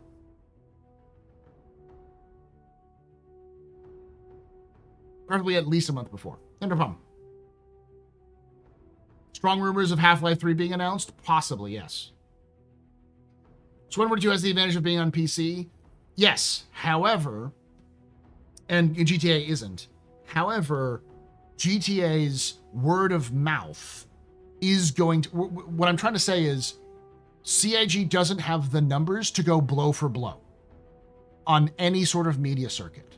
They don't have the attention. They don't have the money. They don't have the reputation. They cannot go dollar for dollar with 2K to advertise. And you need people who are, well, I'm not interested in GTA, but to break through the noise of all the GTA buzz so that people will buy it. Because people only have so much money month to month for things like video games, and you want to make sure that you're getting their attention. This is marketing 101 shit.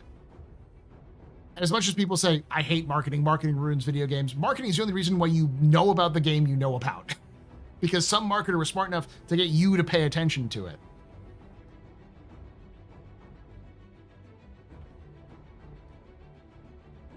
CIG does not want to be sharing attention with any other big games at launch. It doesn't matter if they're console or PC. It needs to stand alone as much as possible. Exactly.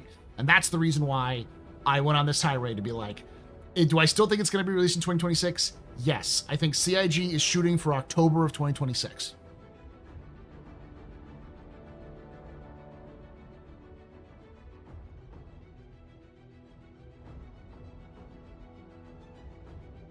Hey, Drekkie. This happens a lot to movies too.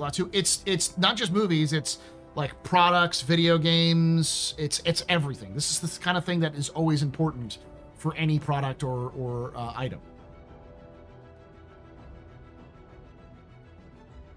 There are also PS5 rumors for Squadron 42. Not at launch, but it will probably be after. Yes.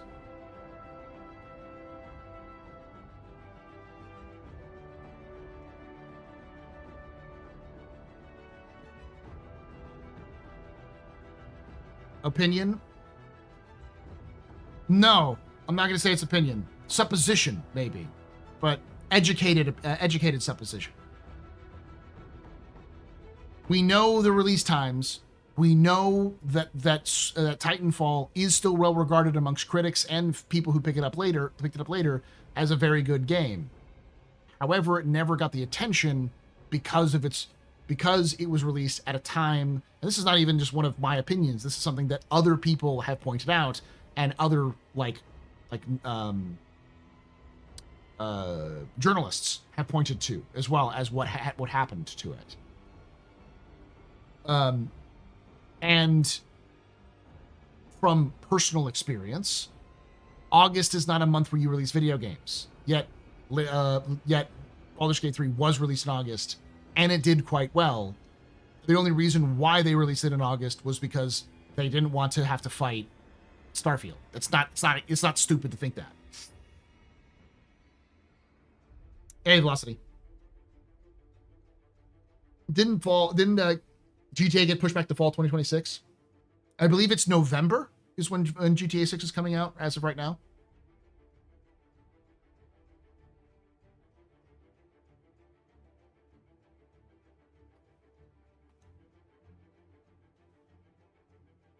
Competing wrestling leagues try to steal each other's thunder, yeah. How far in advance will CIG announce their marketing for Squadron 42 release? My guess would be 9 months. So if they're releasing it in October, they should start announcing it or start hyping it up around February. Yeah, we should start seeing... There's always been rumors. It's never come through that CIG will go to the Game Awards and put an announcement trailer in the Game Awards. This would be the year they do it, if they did it, but I don't think they will.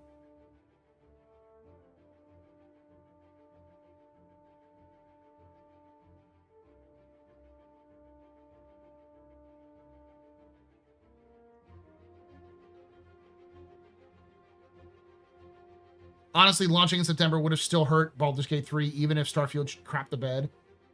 Still would have sucked a lot of attention away, yeah. Every year, Viper, people say that they think that Squadron 42's trailer is going to be announced at the Game Awards because Chris has done that before.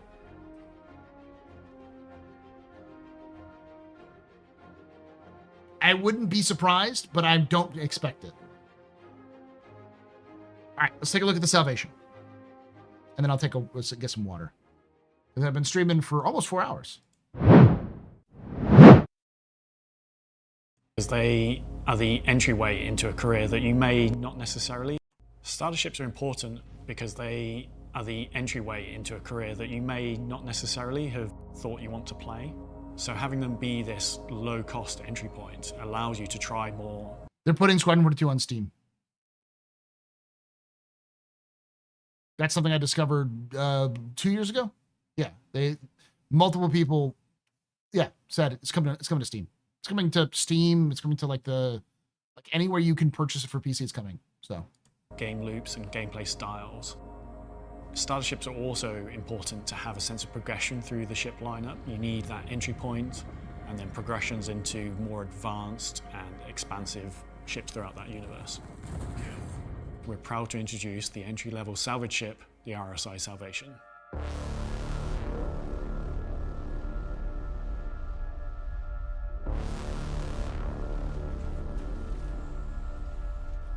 The RSI Salvation is a new salvage starter from the manufacturer RSI. It's so cute. It's the first ship off the production line for that profession in the game.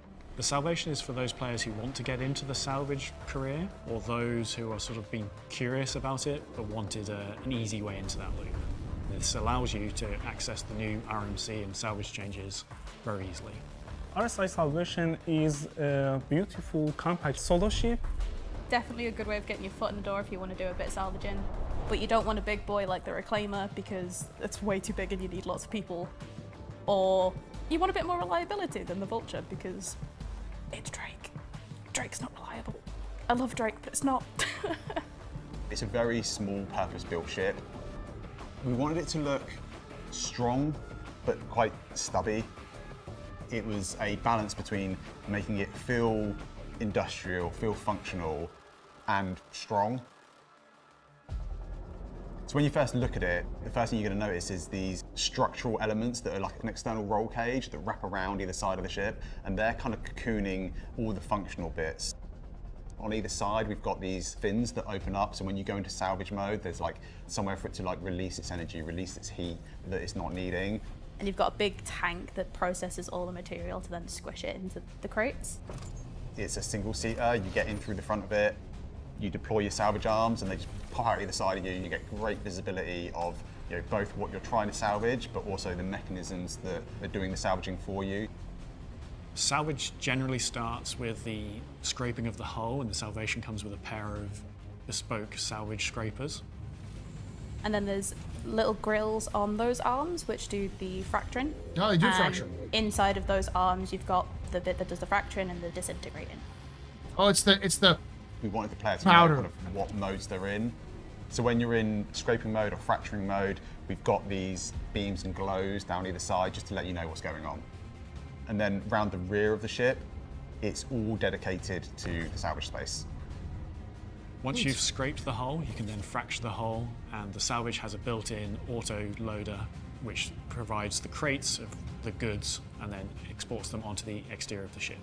It's a 6 SCU grid at the rear, and that just holds your individual containers of salvage material. It comes with 2 weapons to protect you in your missions. It also has a weapon rack and utility rack, so you will be ready for any threats in your job. The paints are very pretty. RSI is a lot more refined in its style. It wants you to feel more luxurious with doing mundane, different tasks. So they took an industrial role and they went, hey, let's make it look cool. It's very built for function. You simply just get in it, go do the salvage mission. There's no onboard amenities like a bed. You do the salvage and then you come back.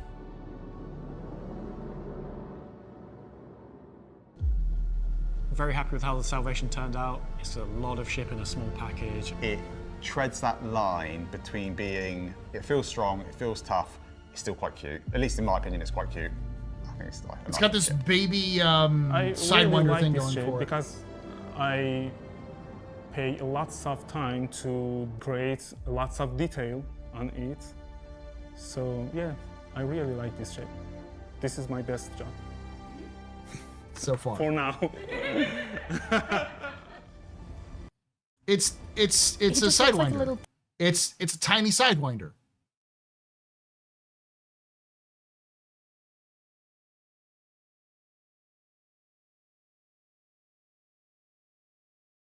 Disc that wants to hug you with his little arms.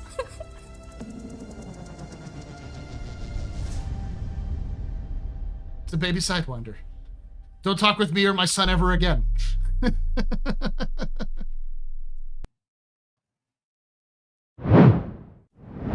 All right, so there's 566 people here. If you're listening to this and actually listening to this, I would suggest muting it until I come back. I'm going to go get some water and take a quick bio break.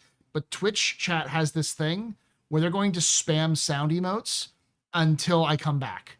So just be prepared to mute until I come back because I can't control them. All right?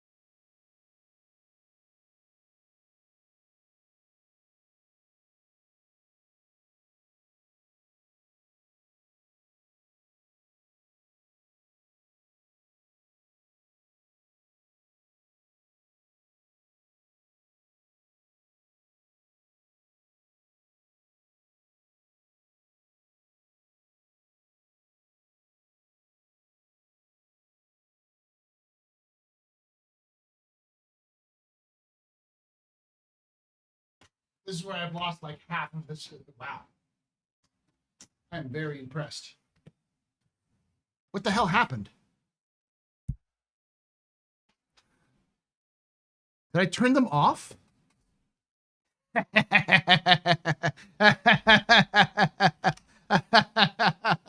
I didn't even mean to do that.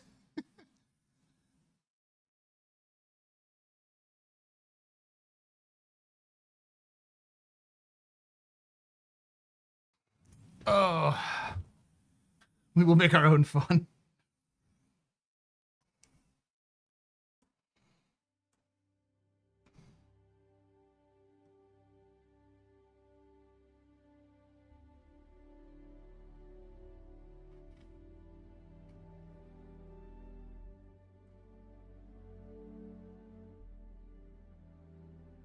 By the way, it's back on.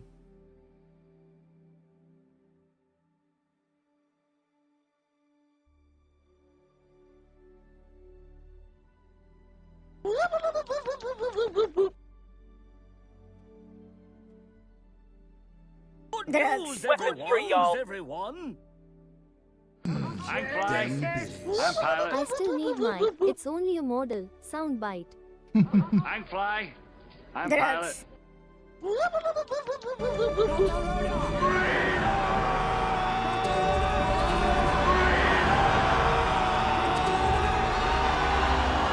Everybody and his dog calls himself an outlaw. Mission complete. Burrito. I'm fly. I'm pilot.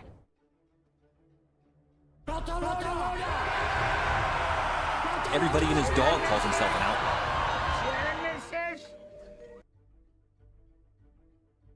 I love democracy. I'm fly. I'm pilot. You can take away my spaceship. You can go again now, Paul. You can take away my space suit. You can even take away my space laser. I turned it off again. But you can never. Never. Ever. Ever. I want to pair my salvation from the galaxy. Good idea, actually.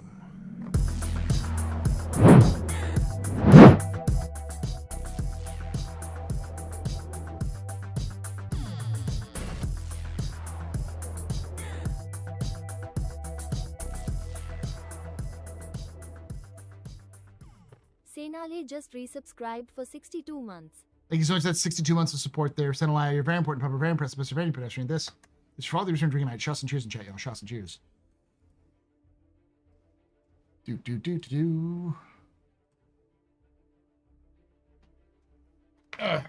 All right.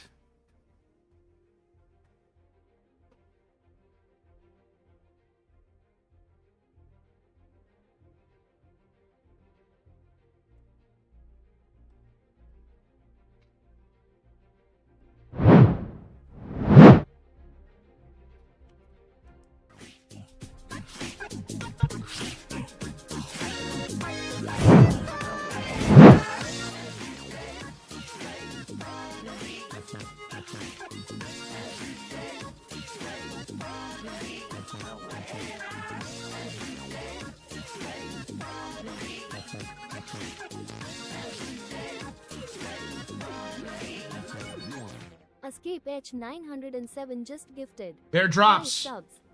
You got drops. There are drops going on right now. I forgot to put them on the title, don't I? I need to actually put that on the title.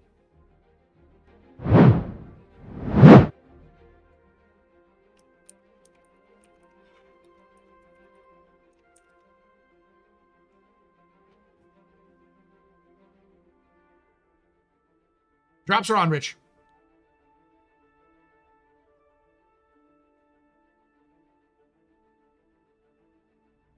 Actually, yeah. What's the Astro's guess? I said 80%. I'm thinking it's CitizenCon 2026.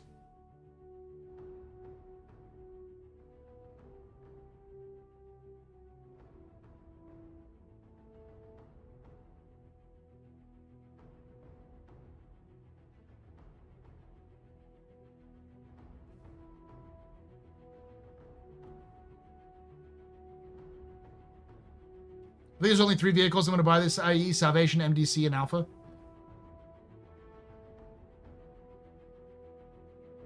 Yes, for Squadron 42.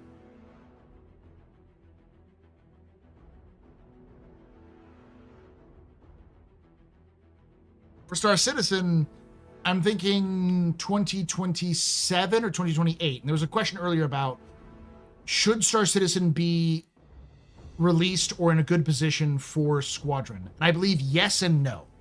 All right. I am a big fan of Bethesda. I have been since Morrowind. So I've been around since Todd has taken the reins. God Howard has taken the reins of Bethesda and ridden it to glory. And the thing that I learned is that when you have a community that enjoys single-player games, they are very unlikely to hop over to your multiplayer games and vice versa. There are some crossovers, and I would say crossover can be like 20 to 30%. Not an insignificant number, but not the majority.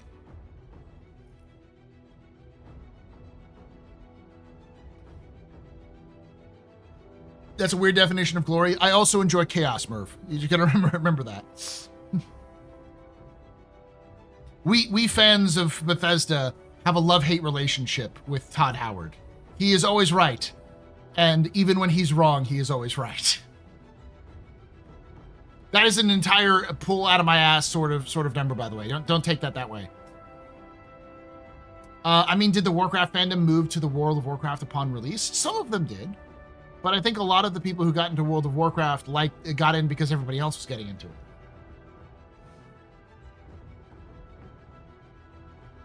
Paul's Chaos Gremlin. Yeah. And when the release of both The Elder Scrolls Online and Fallout 76, I can tell you that there are more people who play Elder Scrolls Online than play Fallout 76, in the sense that there's enough people who moved over from the Elder Scrolls series to Elder Scrolls Online to play it. But a lot of people who play Elder Scrolls Online are fans of the Elder Scrolls Online, not necessarily fans of the Elder Scrolls universe. They might be fans of the universe, but they may not play the single player games.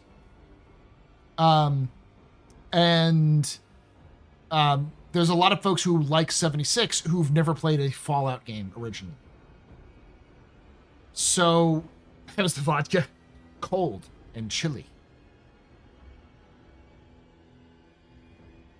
Am I upset that there are not more Stompy suits available as IAE? A little bit, but I think it's going to be Invictus if we see them. Doesn't matter if 1.0 when Star Citizen was one for release, as long as Star Citizen's like a game. As long as Star Citizen got a majority, or maybe not a majority, but has a lot of its foundations in there. So like, it has dynamic server meshing, it has scanning, engineering, crafting, and maybe even base building. And then hopefully things like bounty hunting and those sorts of things in.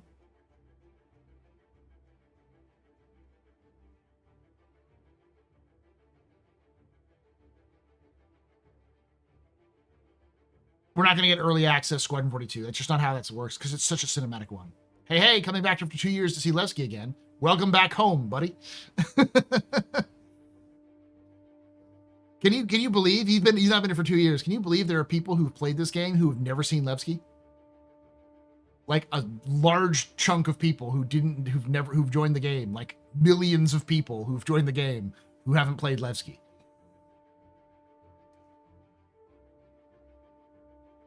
It's so funny because there's so many people who hasn't seen Levski, who they saw Levski and they're like, I get it now. I understand. You know? I'm is it Jesse Brown? I'm the Reverend in Blues Brothers. Do you see the light?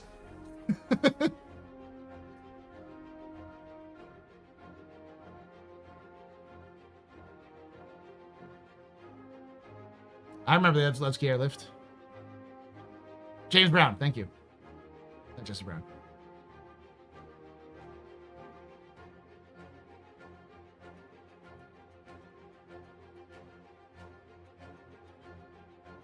I bought the game package in 2017, didn't like it, came back a year, and it's consumed part of my life. Yeah.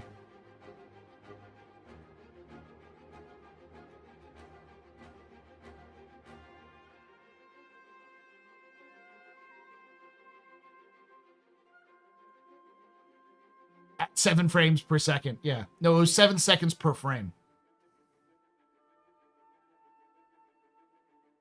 Thoughts on the Drake Clipper? It's Drake's attempt at a 300i. An advanced starter. It's Drake's Avenger Titan.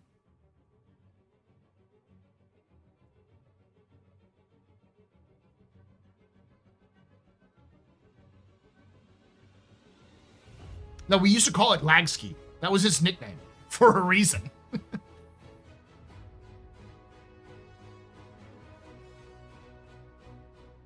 Yeah, it's Gru's car from Despicable Me, a Corellian Star Wars hero ship. Yeah.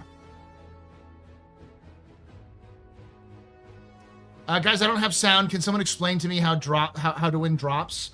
Tell them to unmute just for like 2 seconds if you can.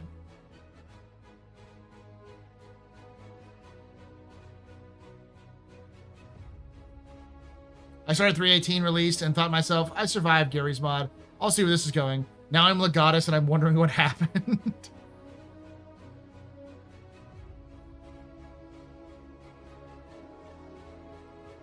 While I tell you, I discovered I hadn't disabled my integrated graphics the other day. Had been hard throttling my art card for months. Ooh.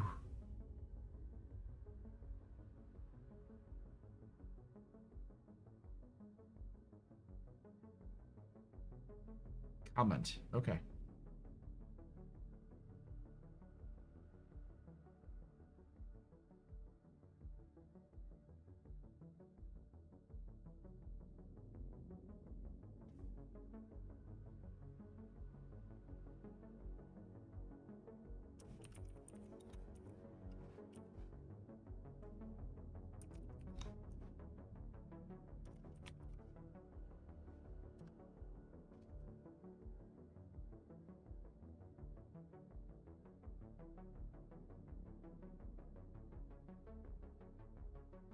Oh yeah, that's also the thing. Use a browser mute rather than a Twitch mute.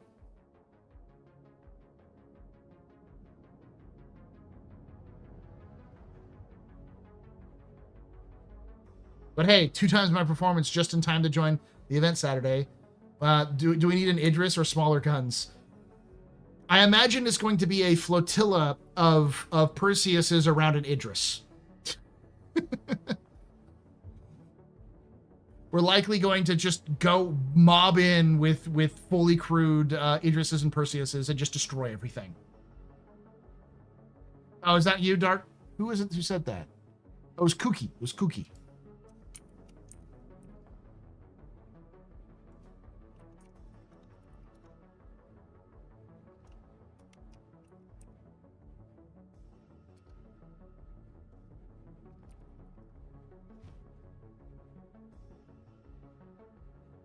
I was just ranting about suffocating in ships.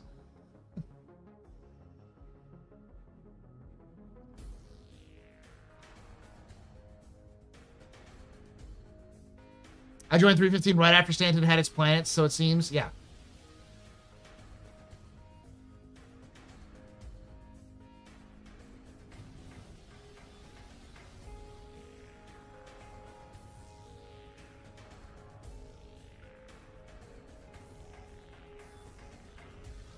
I just logged into no clip mode in Area 18. Should I just jump? I mean, you could try.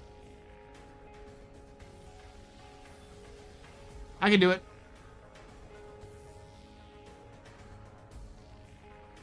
Boom.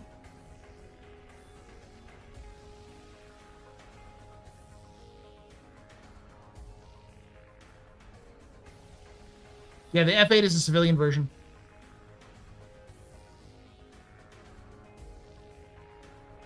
Are they spiced up the F8? When can I upgrade to the F8A? Don't say Squad 42. Squad 42. Are the People's Alliance non-violent? No, they're violent. They're just... violence is a last resort.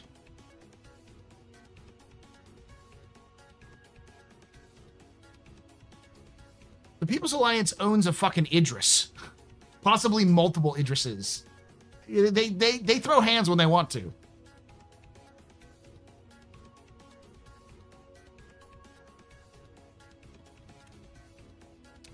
Hopefully, good company, you get that XSF. Are they bringing back the Freedom Frontier missions? The Frontier Fighter missions? No.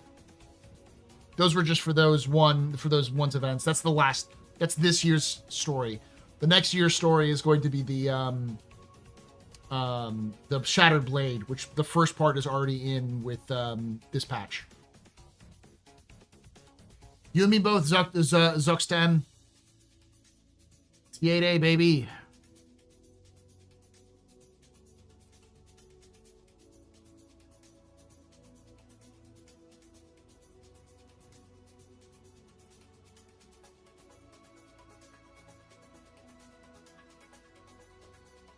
There's no this next one, there's no like there's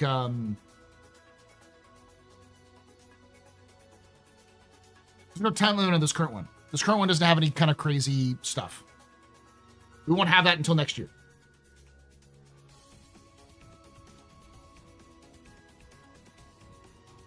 You seem like a Dead Saints contractor. Yes, I am. Thank you. And I did. Yes, I have. I enjoy it. Ticia is a good friend of mine. God damn it.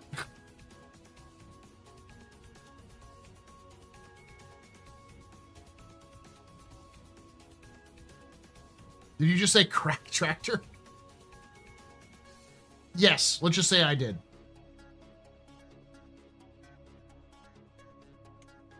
I mean, not too dissimilar. Dead Saints, yeah, no, that's kind of what they do.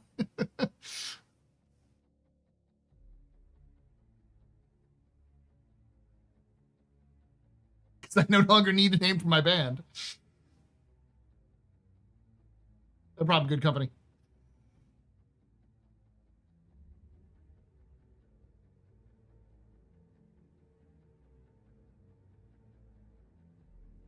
Is your Dead Saints name Coyote? Probably.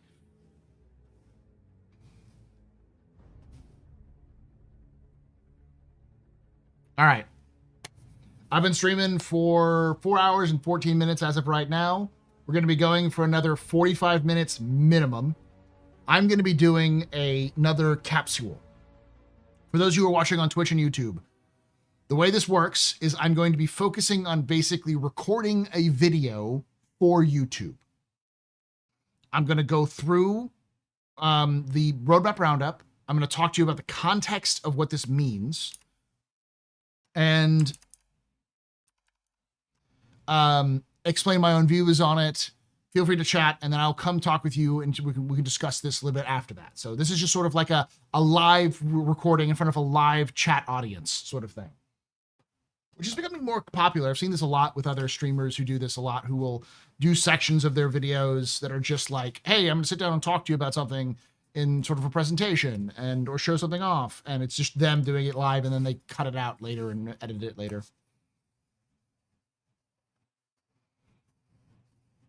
So what that means is that I'm turning off the sound alerts, I'm turning off the Twitch alerts and the YouTube alerts. So like if someone raids, just let them know, hey, Paul will get back to you here in a moment. He's just doing a recording. So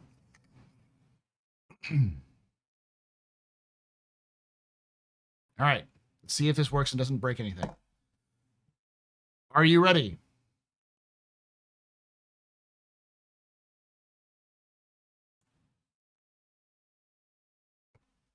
Let me see if I can change the settings real quick, because I realized I forgot to do that.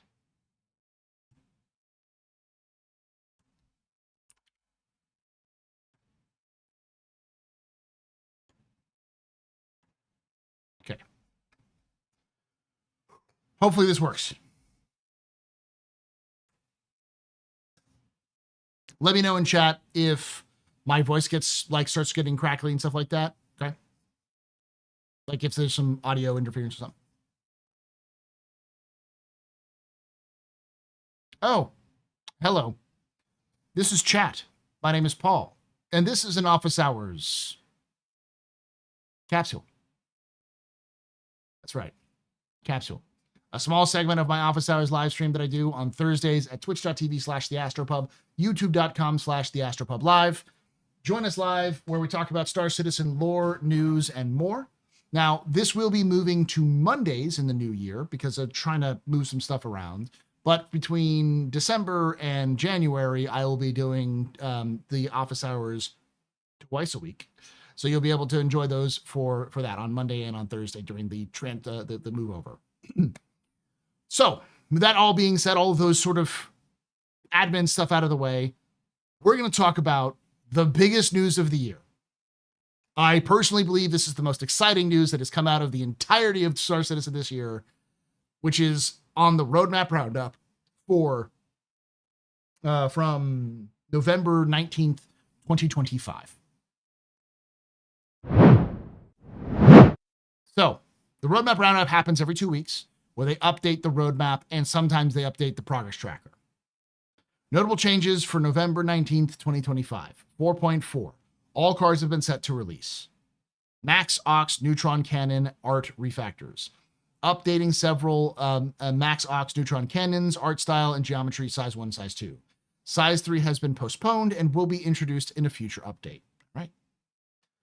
Now, 4.5.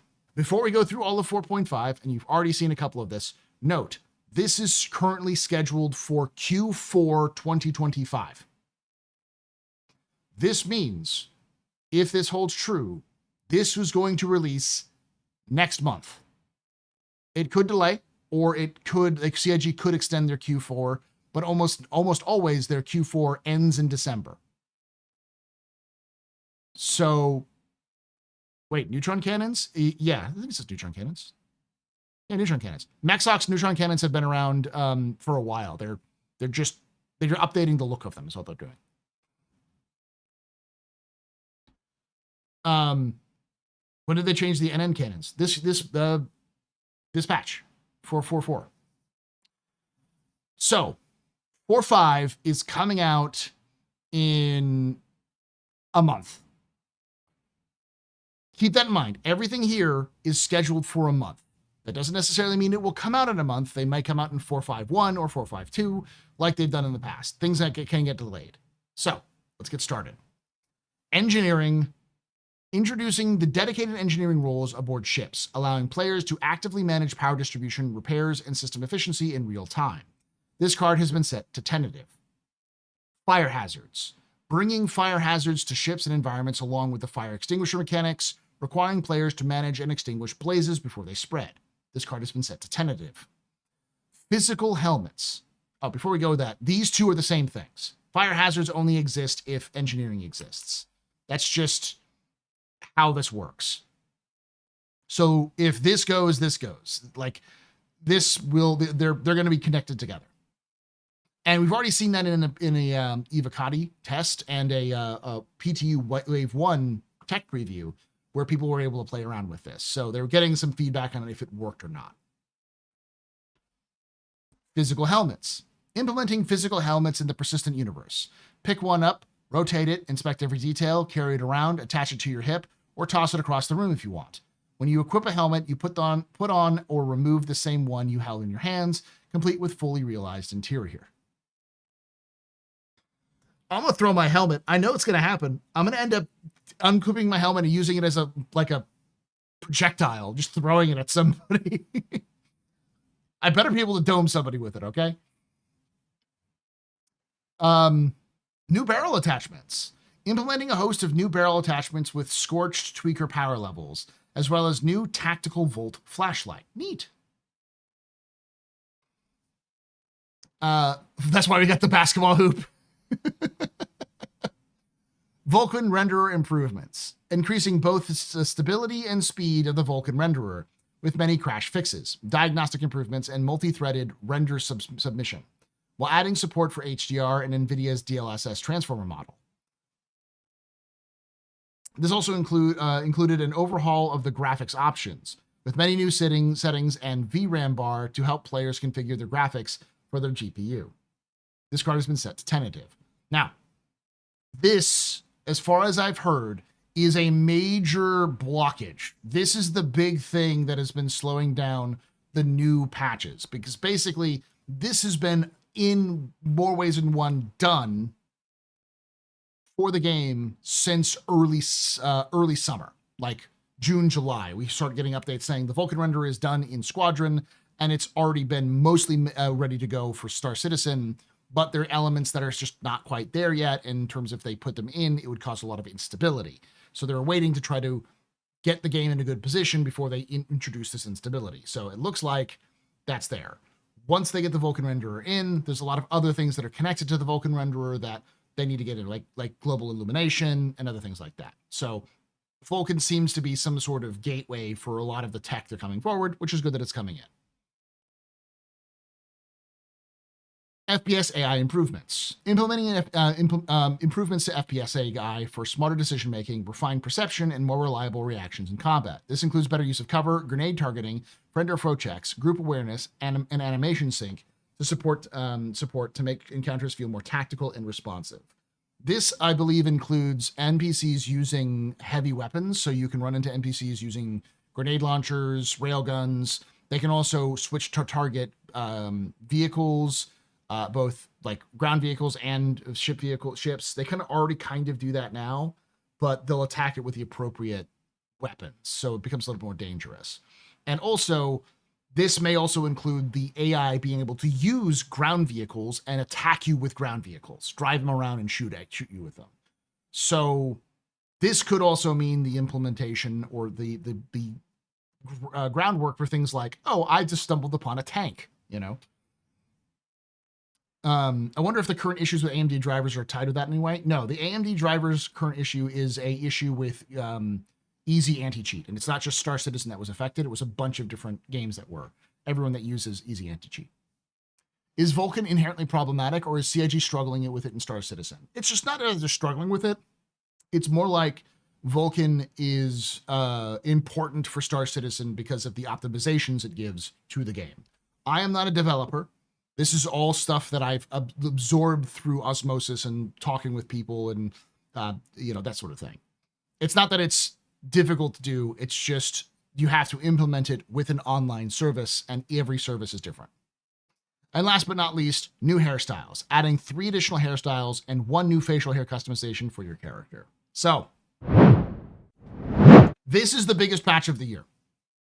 If this comes out with all of those things in December, it is the biggest patch of the year. Why? Because it's the first patch that is introducing features. Having Vulkan and engineering is huge. Now, engineering is not going to be fully implemented. It's going to be only have certain numbers of ships, and it'll slowly roll out over that time. I've also heard rumors that some of the shaders for the new fire and such are also being iffy with the X11. That may be it as well. The Astro style haircut, what, balding at top? I have the weird bald spot where like my bald spot is like at the top back of my head. So like people are like I could show you. Like I don't even really have much of a receding hairline. Someone's like, you have a comb over? It's like, no, I don't. Sorry, we're still recording a video. Getting sidetracked. This is what we do in the office hours. But yeah, no, this is a big deal because this is the biggest patch of the year. Which means that we're progressing, finally. After a year of side grades, this is the first upgrade to Star Citizen. It is setting the standards that CIG may, and I mean a big may, advance the game further next year. I am not going to put that voodoo hex on you, dear listener, dear viewer. I do not think that Star Citizen is going to have all of its features done next year.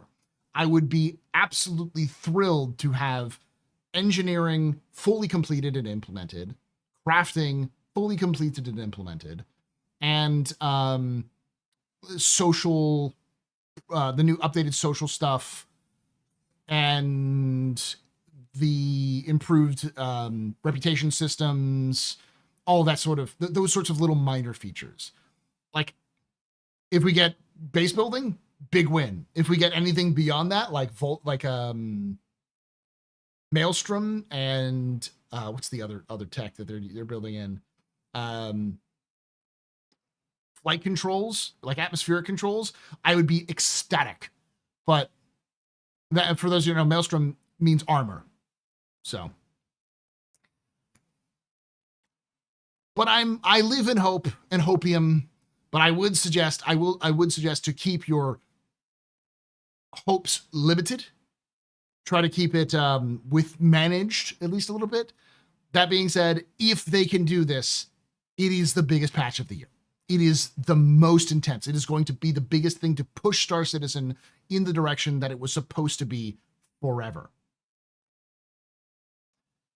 As always, thank you for watching. If you did enjoy this, hit the like button, subscribe for more options, or subscribe for more videos, and hit the bell icon to be notified when these release. We do these on Thursdays live, so you can join us live if you like this sort of thing. We talk about Star Citizen lore, news, and more. Because of Twitch drops that are going on right now, we have a total of 544 as of this recording watching on Twitch alone. And on YouTube, we've got a good solid 60 to 70 people. We sometimes have up to 100 on YouTube as well. So come join them. Come hang out. Talk about Star Citizen a little bit. Look into the latest lore. We did a little bit of talks about. We did a lore tour before this. We talked a little bit about the lore of the game in general. We watched all the videos for IAE. So come join us live next Monday, actually, because we'll be doing this on Monday, and next. Well, I don't know if I'm doing this next Monday. I'm definitely going to be doing it next Thursday. No, because that's Thanksgiving. I'm getting off track. Anyway, come join us Thursdays, twitch.tv/theastropub, youtube.com/theastropub live. And as always, I want to hear your thoughts down below on any of these things in the comments below. Let me know. Do you think I'm crazy? Do you think we could actually get 4.5 out this year? And do you think it is the biggest patch of the year? And as always, as I always say, thank you for watching. And remember, hope to see you someday in the black. Forgetting my own outro.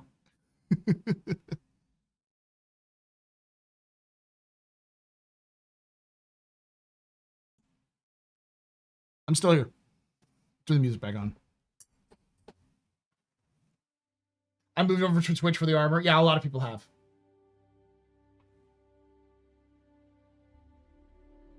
Did it in one take. To be fair, I had a lot of technical problems last week.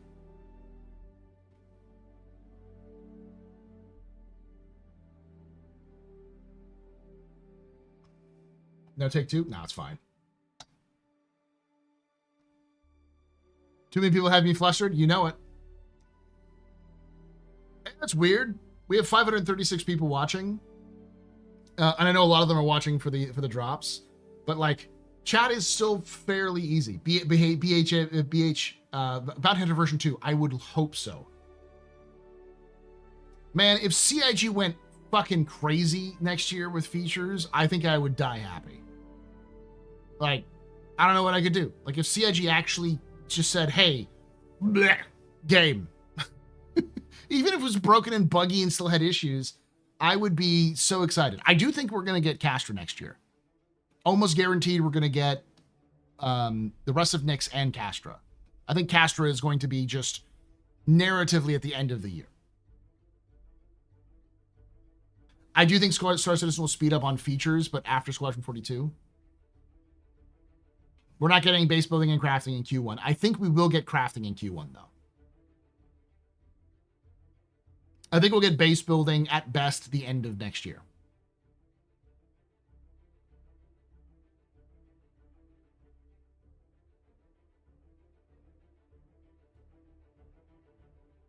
Is Magnus in the scope for 1.0? No. But I do 100% believe that Magnus is 1.1. 1.1 or 1.2. The systems after the first five, which again, the first five are Terra, Stanton, Pyro, Nyx, and Castra. I do believe that the story after, or the systems, the first five systems after that are Tohill, Orion, Odin. Tohill, Odin.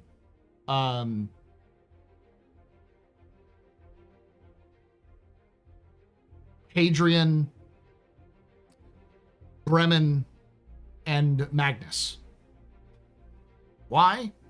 Toy Hill's a wild system, but it's a smuggling system. It's a border system with the Xi'an, allows CIG to add more Xi'an stuff. Odin is already in Squadron. They can just take a lot of the assets and reuse them and then update them.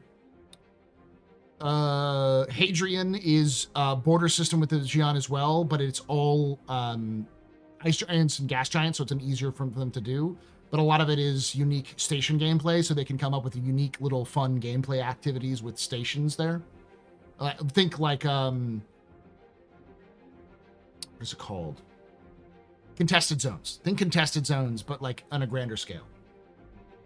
There's no planets in the system. I don't see CIG adding planets, but I've been wrong before. They could. Or moons. They could be adding moons. But I could see them going more creative with stations. Bremen, because it's Bremen. It's one of the most important systems. It's the headquarters of Consolidated Outlands. It's got jump points. All these systems have jump points to the one of the fives too. It's a agricultural system too. It's also the home of the Bremen Defense Force. So you've got like an interesting local mission giver. You've got a unique location where it's like farming is everywhere. You've got the headquarters of Consolidated Outland, which is a big thing. CH likes to do that kind of thing. It's also a very hotbed. It's like going to be one of the major places that will break either to Earth or for Terra during the Terra-Earth Civil War, which is the whole 1.0 is the storyline is around the conflict between Terra and Earth. And of course, Magnus, because it's the headquarters of Drake. And of those systems, and it's also of those systems, it's probably the most violent. It's sort of like a UEE system that is lawless. So it's like, it's got UEE presence, but it's actually sort of medium to low sec. So it's kind of like Nyx, but a little more rough.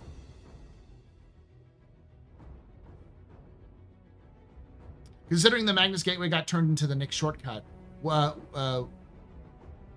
when do you think it will happen once CIG removes and changes because the thing is that the jump point that you go to go to Stanton from Nyx is the Castra jump point.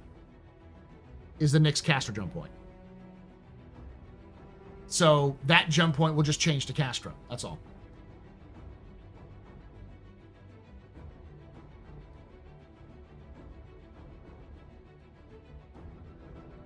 Planets and systems can be quick and easy thing to add. I'd expect a ton of systems later in development after a bunch of T0, Tier 1 gameplay loops. The issue is more, once they get the like Planetech system in, the issue is more, A, updating the older system, the planets, so that they work. And B, it's more about the storytelling. It's about building out unique faction equipment and attire, building out unique locations. Like, Nyx was easy because Levski was already done. So it was a matter of just like updating it rather than building it from scratch. Castra's a little harder because you have to build Sherman from scratch. And Terra Tower, Terra Prime is going to be super difficult because it's got to be built from scratch. And it's a fucking mega city. How many systems per year? I think we get at least one system per year after 1.0, possibly 2 to 3. Is Castra tied to Magnus? No, Castra is tied to, Magnus is tied to Stanton. So you've got, here, let me show you some cool stuff here, chat, if you haven't seen this before.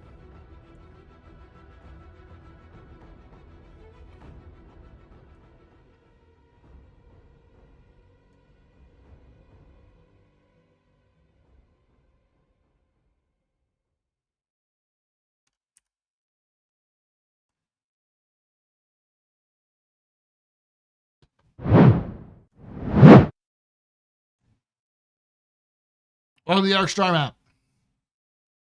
Award-winning Arc Star map. It actually won some awards. Look at this. All of the systems. So there's Bremen. Let's do all the jump points so we can kind of see the connections. So there's Nyx. There's Bremen, Vega and Bremen Nyx right there. There's Odin. There's Castra. There's Tow Hill. There's Pyro. There's Stanton. There's Hadrian. There's Terra. There's Terra right there. So Terra has a jump point to Stanton and Magnus and Hadrian. So that's a great additions, all of those around. The only one that might be a good idea is Kiel. But Kiel is only got to jump from Hadrian. And Kiel is actually where IAE is supposed to take place every year. Gurzel is a border system between the Xi'an and humanity. So that may be a little bit difficult. But you can see right there, Magnus, Terra, and then Terra Hadrian. Then when we goes to Bremen, where were you, Bremen? Bremen goes to Nyx. So it's got a Nyx connection. Tohil has got a Nyx connection. So you've got that right there as well. So you've got both of these coming off of Nyx. Castra has a connection to Hadrian, so which also has a connection to Terra. So, you know, those are all kind of loops. So you can actually go Stanton, Magnus, Terra, Hadrian, Castra, Nyx. Right? You can completely bypass Pyro like that.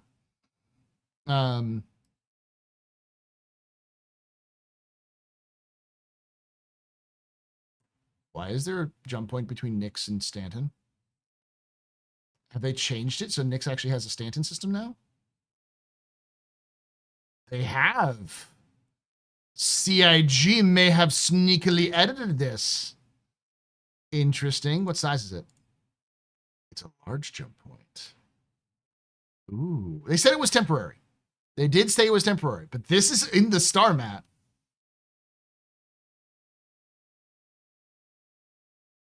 That was accurate to the game. Okay. Isn't engineering Q4? Engineering is Q4. Yeah, it's next month. Did I say something else? I meant base building. Base building is not next year. We hope it's next year.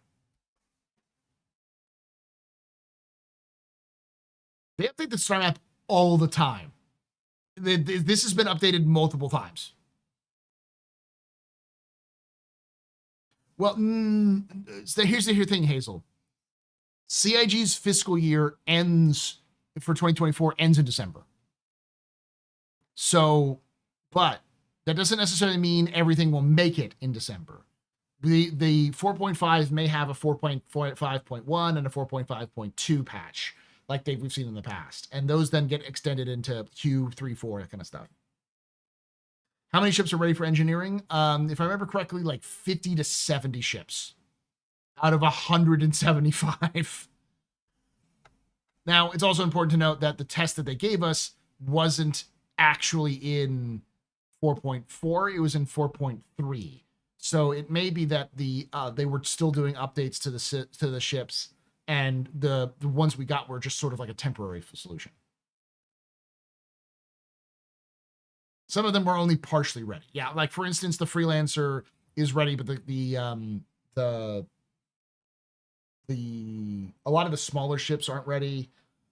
Well, they are ready because they're a little bit different. But like the Cutlass doesn't have any components, so like it won't have engineering. Yeah, that's what I said. They said on their list was 70. It is in actual reality like 50. You can take away my space suit. You can even take away my space lasers. No PPUs.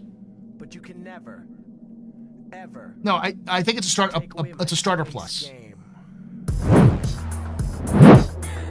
Damn it, Diablos.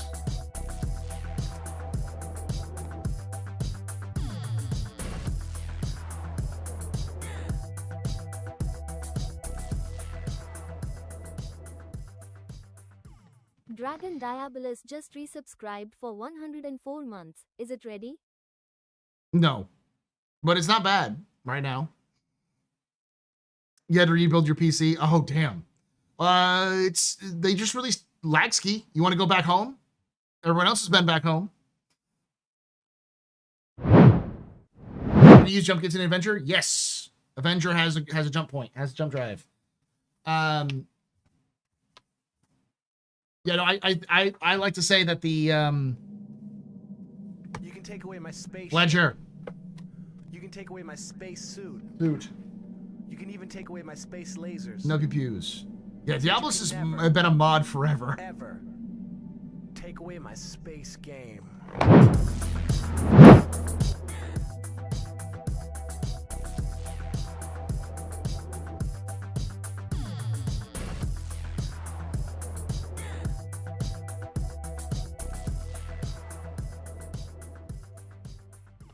Fletcher just resubscribed for 24 months.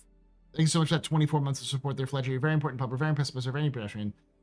You rock. Shots and cheers in chat, y'all. Shots and cheers. I saw that gun that used to scratch crash servers is still on the shelf. Yes, I don't think you can get to it anymore.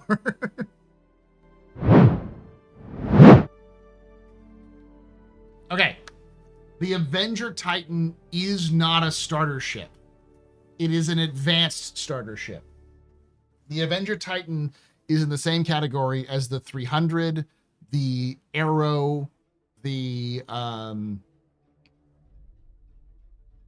Intrepid. Well, that's Intrepid. The Reliant. They're all advanced starters.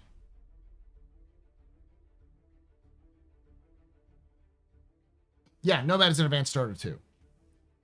The Titan is the worst of the advanced starters, but it's the best of the starters. It's sort of a gateway where if you go more expensive than it, there are better ships than it in that same price range. But it is, for its price, it sort of stands out there. Titan's still the best ship in the game. The 315P is a better ship in my opinion. It holds more cargo than the Avenger, and while it doesn't have as much guns, it is faster and has better interiors.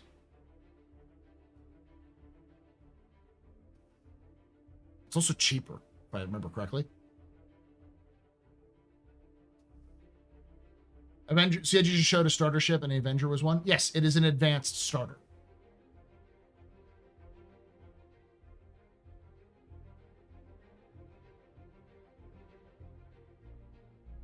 Yes, it has a utility mount that is specifically with tractor beams.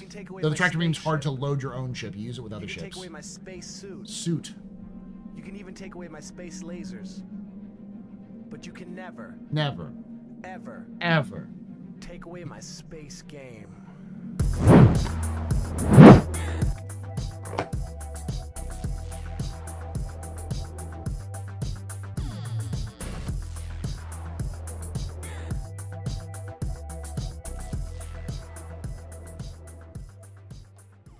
Jeronico has subscribed.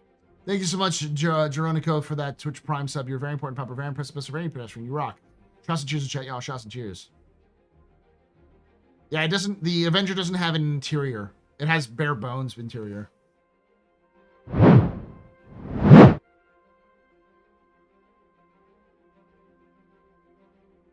Or, you know, if you're cheeky, with phase 1 missions, you shoot the elite, then tractor them away.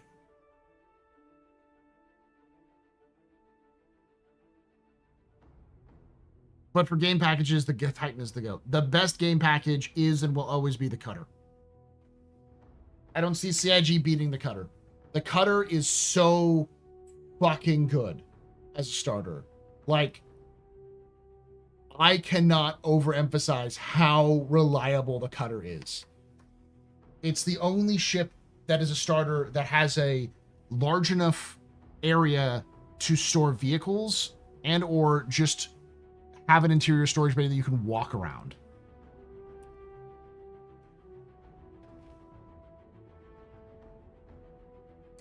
The Cutter is not an advanced. The Cutter is the actually second tier of starters.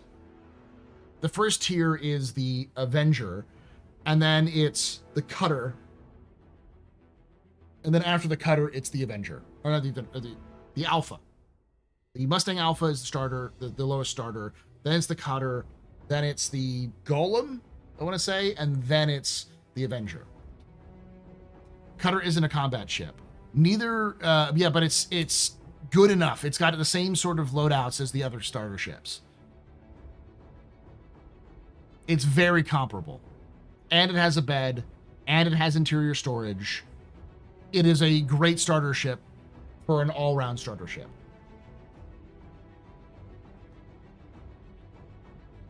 Cancer lamp. That's an OG right there. What about the beta? Do not talk to me about the Bang Stang. They murdered my boy. They murdered my boy in front of me. They slaughtered him. The beta used to be so fucking cool. A Winnebago mixed with a muscle car. It was so cool. And then they turned it into a prison. Pole or Ox? I'm a simp for Drake, so I'm gonna go with Ox.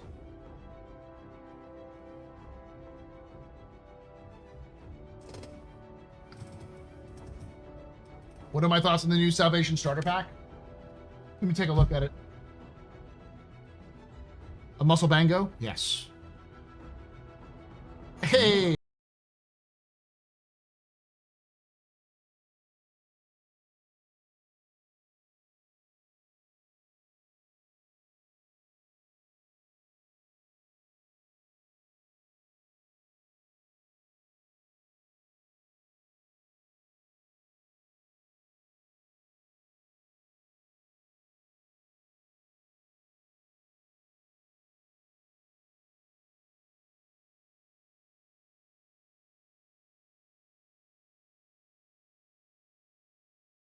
Berserker 01 Batman Chelly, your humble host and space bartender here at the Astropub, your space bar at the end of the universe. Sit back, relax, enjoy the show. We got a good one for you.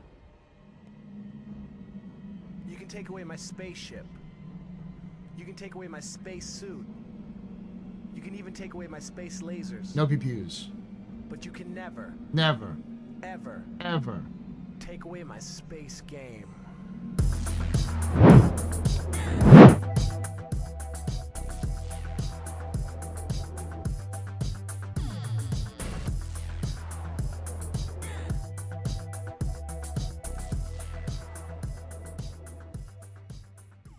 McGrady _ just resubscribed for 32 months. Woo.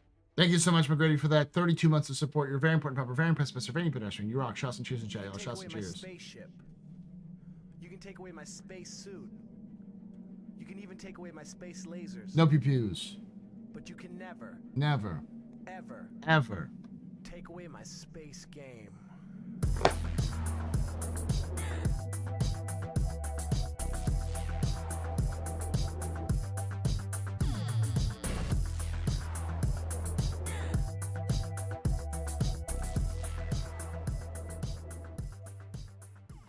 Go-To's just resubscribed for 56 months. Go-To's! How you doing, buddy? 56 months. You're very important, Papa. Very impressed, Mr. Very pedestrian. You rock. Shots and cheers and chat, y'all. Shots and cheers. We'll be here shortly. Still be here for a little bit. Yeah, it's a Sidewinder. The new baby boy is a Sidewinder. The Salvation.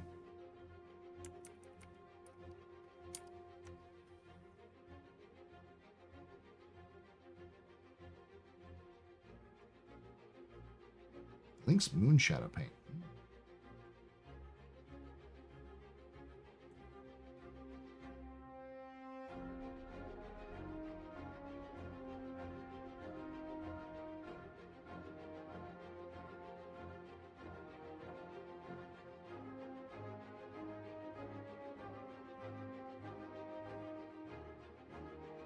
I don't see the starter package for it. Let me go to the actual ships, the shop page.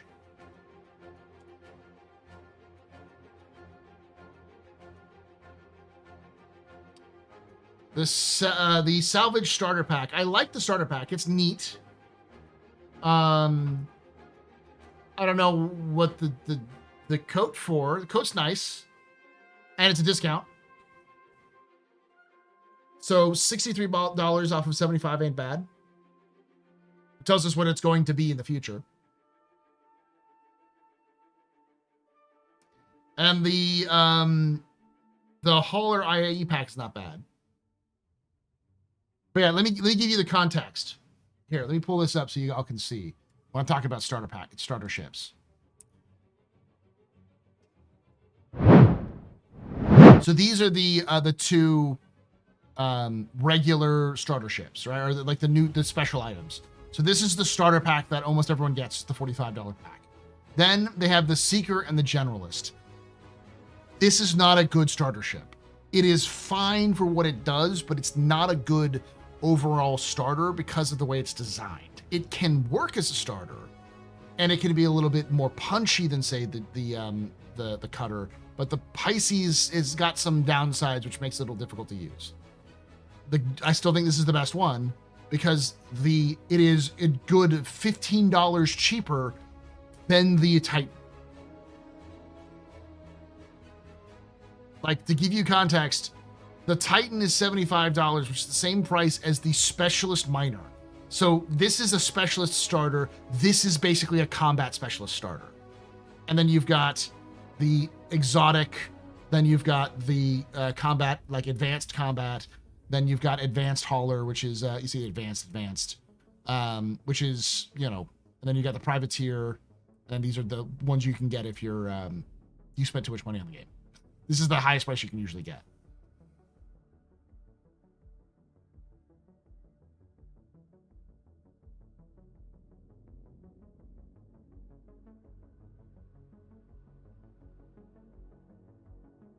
So yeah, like people always default, and I think a lot of people have been defaulting to this because it's like, it's the best deal. I'm like, it's $75. That's pricey for a game. This is the game package. This is really good for what you get for the money. Yeah, the Titan used to be cheaper, but as it's just so good, they just keep increasing in price.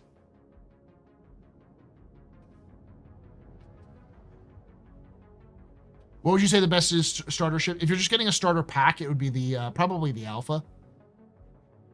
Because none of the other ones are really there. You can see all of the ones you can get if you spent too much money. You can freak out. You can't even see these, by the way, unless you have spent over $1,000 on the game. You can take away my spaceship. Those are game packages, though. You can take away my space suit. You can even take away my space lasers. Yeah, it's $48,000. Ever. But it gives you every ship in the game. Take away my space game. It's a bad deal.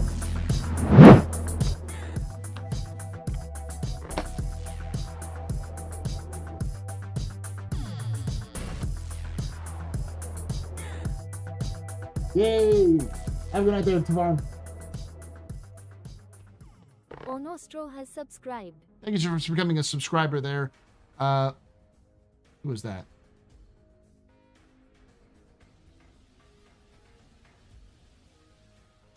Onostro. I didn't. Oh, there it popped up. Thank you, Onostro, for that Twitch sub, just in general. Good old-fashioned Twitch sub. You're very important, Popper Van Pennsylvania pedestrian. You rock. Shots and cheers in chat, y'all. Shots and cheers.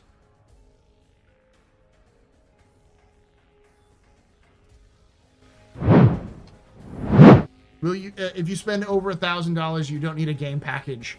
No, the original reason why they had these packages was, and I actually got one of these in the past, was that if you have a certain amount of money in the game, but you want to sort of like pool it, you can sort of get a discount for some of these ships, but you're going to get a bunch of ships you don't necessarily want. So like the industrial pack, which is like $1,600. It comes with 8 vehicles: the Apollo Triage, the Mole, the Prospector, the Reclaimer, the Rock, the SRV, the Starfarer Gemini, and the Vulture. All of those in total would probably cost you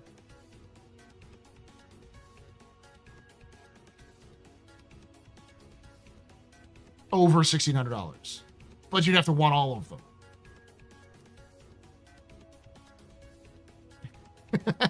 I asked my wife if I can buy the $48,000 pack, and she asked if I could live in it.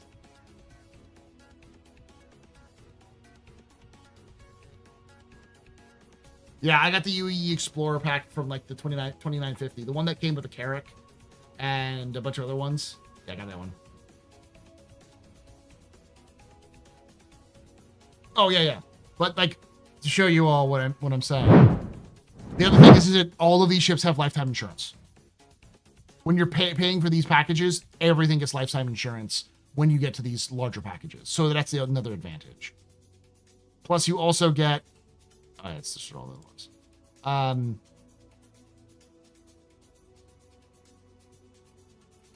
So that's the other advantage. Because you might have $1,000, but you may not have $1,000 LTI.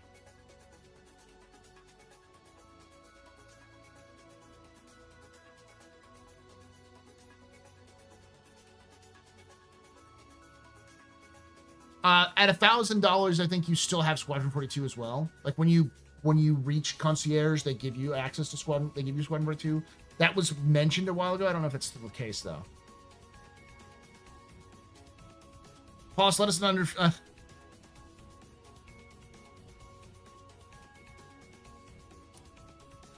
You want me to induct 499 people into the cult of the Endeavor?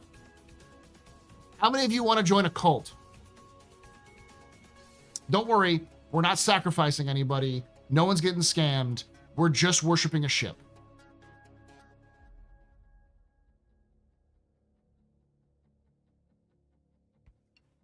We don't have tax write-off status yet, though. Yeah. You're already a member. That's great.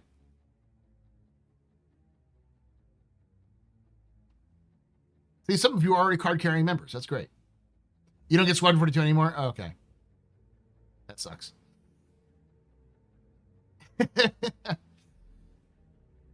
So, to give you context, the Endeavor is one of the most valuable ships in the game. It can be pretty pricey, but for what you get, it's a steal.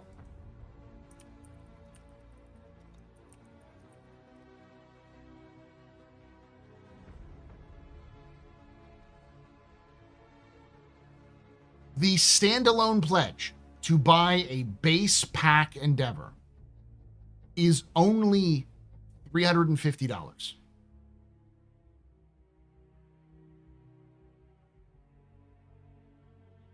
That's cheaper than a Perseus. That's half the price of a Perseus.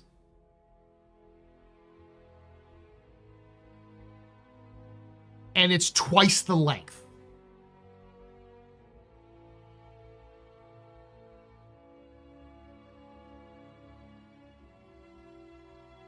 Yeah, here's the thing. Here's the thing. You can also secure it at that price by just getting a CCU for like $10. So if you get a upgrade from a ship that's close in price to it right now to it, as long as that ship you purchased isn't going up in price, you can guarantee to get an Endeavor at that price forever. Oh, yeah, it's twice the size of the Perseus, and it is likely going to be the same size as something like the Idris, if not bigger. Gemini to Endeavor is $10, yeah.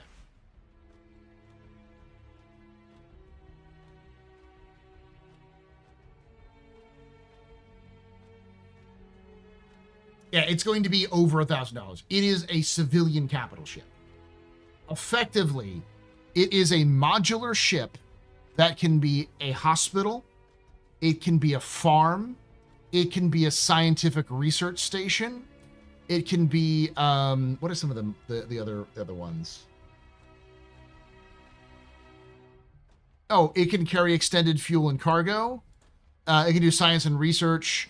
It has its own. You can have its own landing bay. It has its own workshop module, so it has a crafting facility. It has a super collider and a telescope.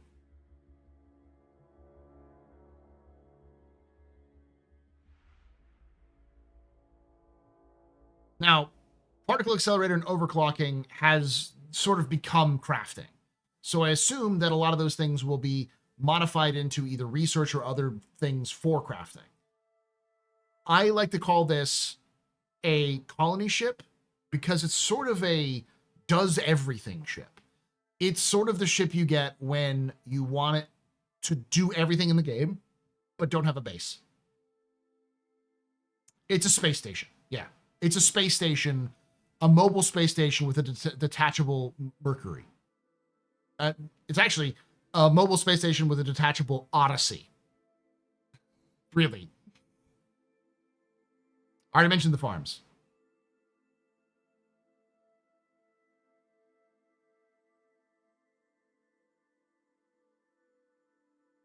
Endeavor will not go above $1,000 because if it were, it would have started at $1,000 minimum.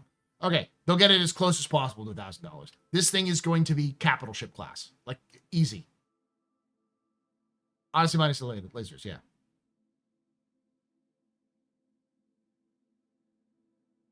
Yeah, it'd be like $990. You do not have to buy the master set or any of the pre-packages because like the Olympic class has agriculture and biodomes. Has the 2 biodomes. The Hope class is a medical and a landing bay, and the Discovery class is the service crew, general research, and general science.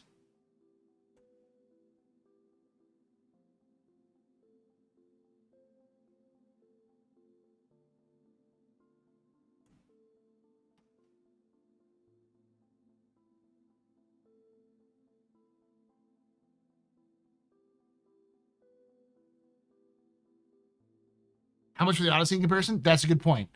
Because this is basically an Odyssey.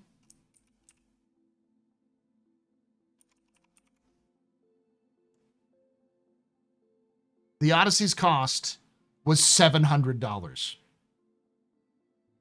625 war bond. It is half the price of the Odyssey, and it is going to have an Odyssey attached to it. Can you put all the Endeavor together as one colony ship? You can fit most of it together. They have unique spots for it that sometimes you'd have to swap out for some things, but you can swap them out. What price will the Cripper fall in? What's the price of the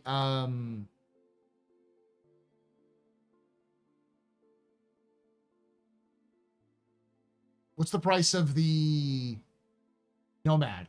It'll be sub $100. It'll be like $70.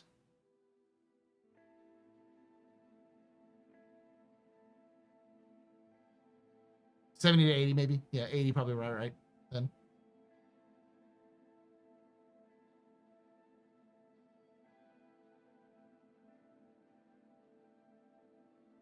Yeah, the Golem Ox is great.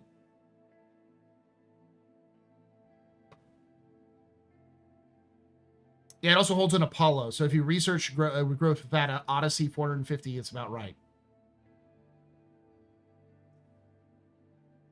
Yeah, because you could legitimately have a ship whose like main ship section is an Odyssey minus the refining capabilities and the mining laser, and the rest of the ship has a cargo bay or has a landing bay, a hangar which can hold an Apollo, so it can hold like lots of different medium to large ships.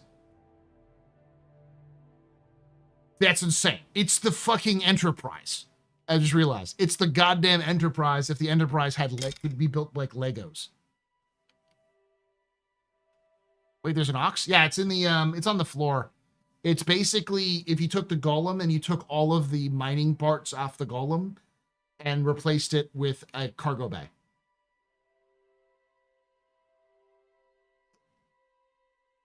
It's called the Golem Ox. Yeah, 64 SCU. It's the same capacity as the Hull A.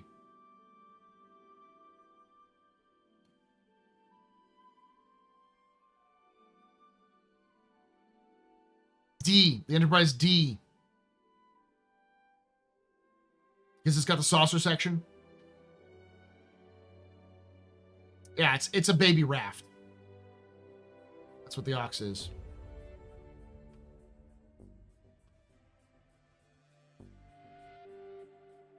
Nobody likes the fat one.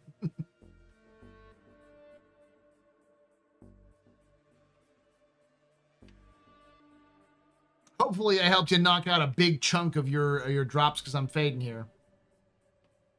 Ox is in dumbass. Ox is in the oxen. Like things that pull things, that haul things. A giraffe?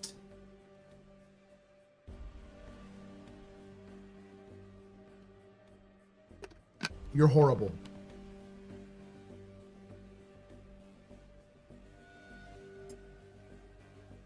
Clipper cheaper than the Nomad? I think it'll be around the same price as the Nomad. Because where the Nomad has cargo, the Clipper is going to be function more as... Because it's got its own medical bay. It's got its own medical bay, and it has its own crafting station. That's insane.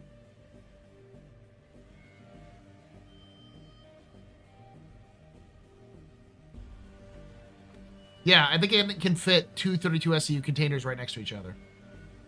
Or one 32 SCU container and then two 16 next to each other.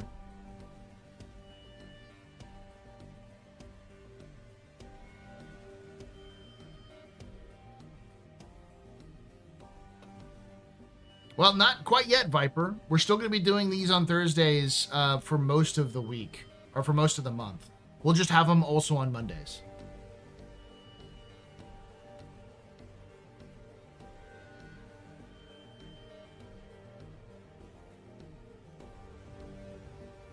Is there a way to get things out of my inventory without dealing with a dumb hanger module cargo lift? Probably not.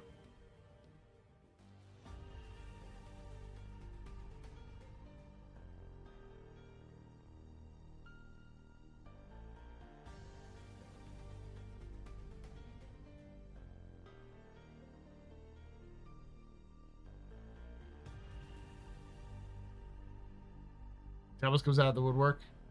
He said he had to build his new PC. His old PC busted or something.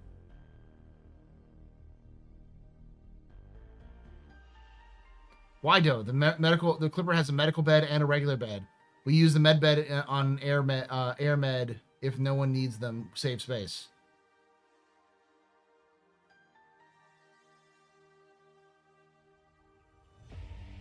I think they can fit a Clipper, can fit an Astro or an Atlas Geo and 4 to 8 SCU. It's sort of like a double wide cutter. It's like two cutters stacked on top of each other.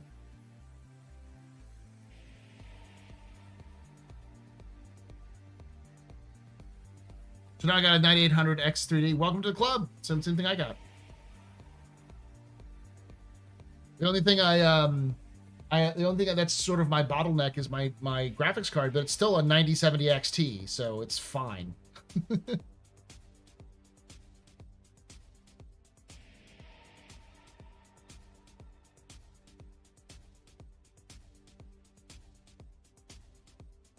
$3090 is fine. You don't need to get anything better than that. I'm stuck, Step Cutter. How large or small do you think the Clipper will be? I think it's just two Clipper or two cutters stacked on top of each other. That's what the Clipper will be. Why does it say subscribe to earn drops? I thought you were just earning drops by watching. Yeah, it is confusing. You subscribe to earn 3 months free of Discord. That's Twitch's thing, not us.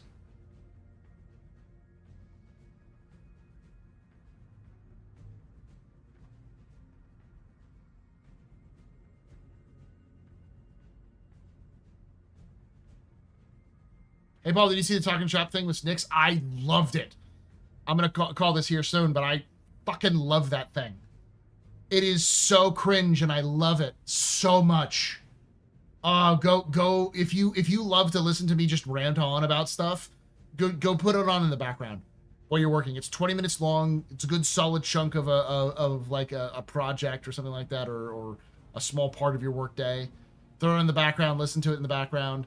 It reminds me of like GTA and other sort of games that do that sort of Dune Awakening does this as well, with like the little radio stations. It's fantastic. It is so cringe, but I love it. It is a Spotify and a YouTube version, yeah.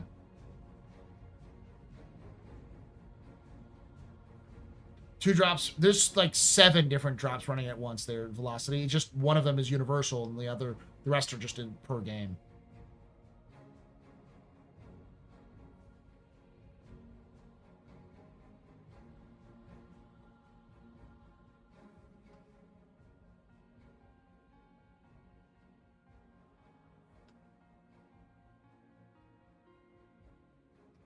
I feel like the Talking Ship podcast series are going to be the background for all AFK drop streams now. Oh yeah. That background they use, yeah. Talking Shop.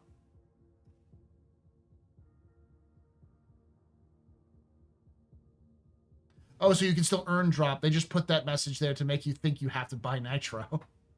If you don't have to buy Nitro, it gives you free Nitro. If you subscribe on Twitch, if you do any subscriptions now, you will get a free 3 months of Nitro.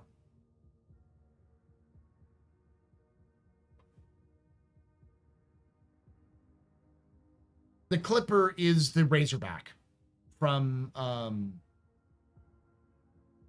Mandalorian.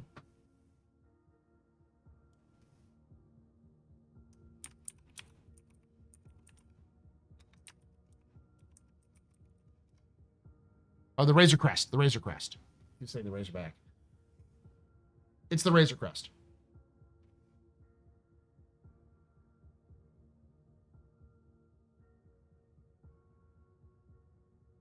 What? It's true.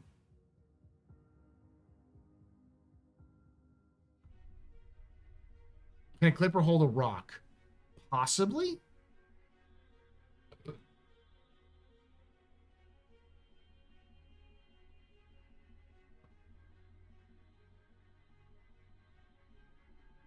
Quantum calibration failing at Pyro Gate in Stanton. I made sure to get pips at Quantum Engine. I turned my ship off and back on. Could it jump away and come back again? I'd do that, Diddly, yeah. Sometimes it kind of works like that. There's a Clipper on display at IAE. Yeah, you can go check it out on the floor. It's on the floor with the Drake section.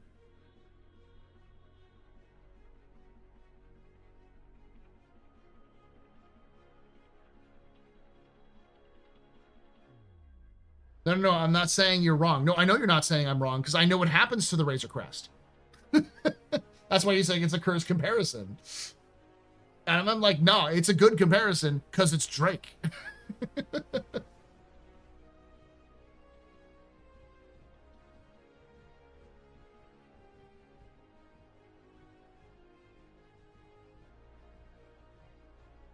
It reminds me of the GTA radio if the story and voice actors were hired from third grade school theater performing arts center. I think it's a little harsh.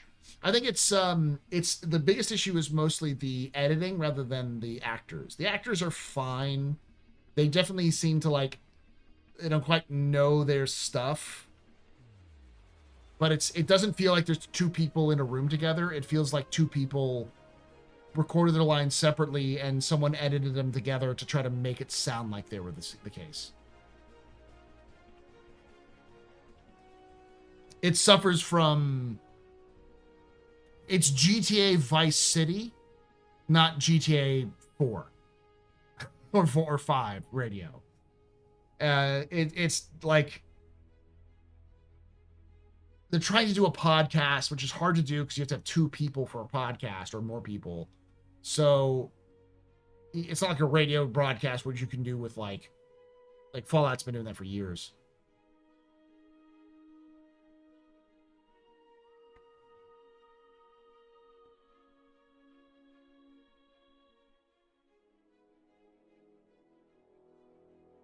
I love it because I want to hear it in game.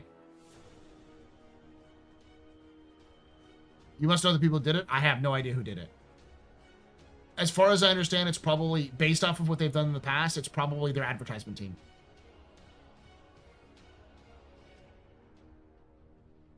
It's probably the same people who did the Molly stuff and the Garmin Humble stuff from a couple years ago.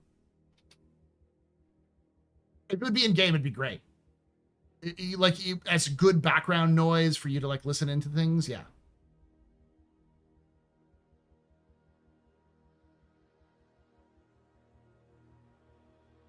The podcast is sounded like Sam. It's probably the same guy.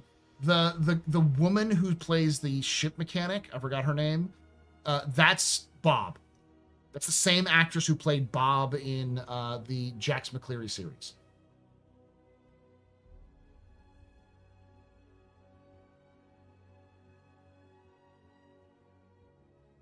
What's my favorite Star Citizen lore fact? There was an attempt to create a faster than light drive from somebody who could have legitimately built a faster than light drive, They built the faster than light drive. Crazy dude, insane dude. But he was super talented. This guy was graduating college at like 15, got a PhD at like 18. He was brilliant, super brilliant. And everyone thought he was going to be the Wunderkind to solve all problems. The problem is that he bought into his own hype. So he decided he was going to solve the problem of faster than light travel, isolated himself from the rest of the world, and got a bunch of money from grants, and then basically just tinkered away on his own. Never told anyone about it, what he was actually doing. In fact, didn't trust people to the point where when he actually built his first FTL drive, or what he thought was an FTL drive, he didn't test it, didn't let anybody else test it, and insisted that he was the one who was going to fly it himself because he thought people were going to steal his information.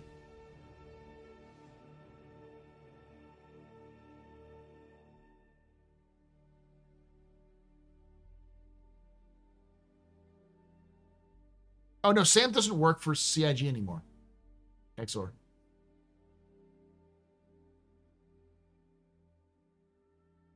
So he makes a big deal about unveiling his ship. He brings a bunch of like press and scientists to the test. He makes a big speech about pursuing this is going to be the future of the universe. Hits the button and a blinding white flash occurs and a bunch of people get hurt in the explosion. They never found his body. They just found parts of the wreck. Yeah, see, I keep thinking of Sam too. When you said Sam, I'm like, oh yeah, Sam, the actor who did Sam. I don't doubt that that's the actor who plays the male mechanic is also the actor who played Sam. You like it, Super Sober Sam? The joke is, and I actually told this to Dave Haddock, because we were telling Dave during it was a short running podcast that I kind of want to bring back at some point, Lore Citizen.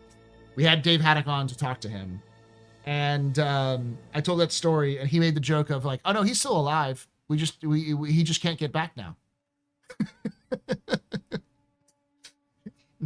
It was a joke, not real. It wasn't serious. It was a joke. It's a joke that obviously most of the writers have made.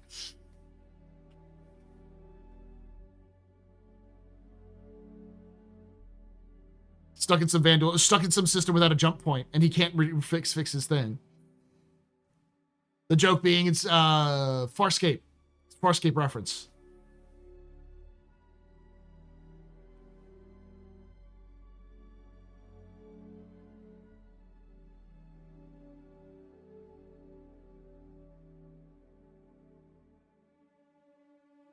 I don't know. I can't even remember. I remember the story and reading it several times, but I have to find it again to find out where it came from. It's just this wonderful story.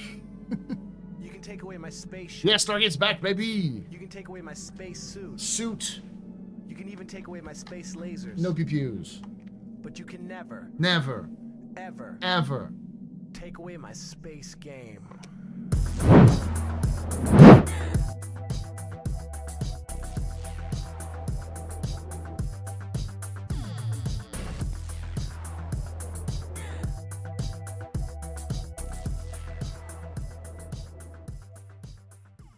Sandy Sanderson just resubscribed for 36 months. Thank you so much for that 36 months of support there, Sandy. You're a very important part of our very impressive piece of any pedestrian. This is your fault. You return drinking night. Shots and cheers and chat, y'all. Shots and cheers.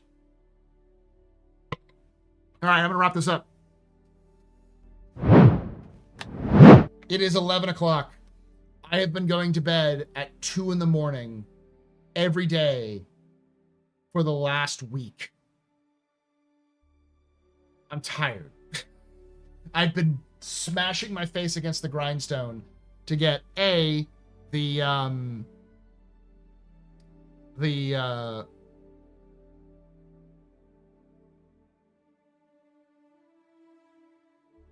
Onyx Facilities ASD story lore series out, and B, the Perseus out. So my plan, would you like Bob? Yes. I am your president, John Henry Eden. Fun fact, the actor who played John Henry Eden, famous actor, forgetting his name, he was in Clockwork Orange, right? Was also in Wing Commander. And we actually found audio files of that very same actor playing one of the most famous people in the history of Star Citizen.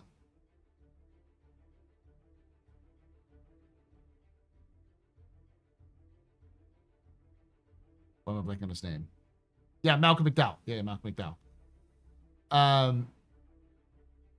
He plays... What's his name?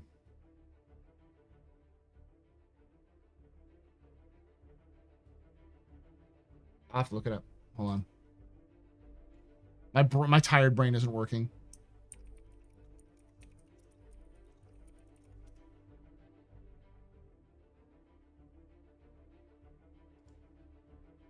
No, he was Talwyn, yes. But in Star Citizen, he plays a famous character.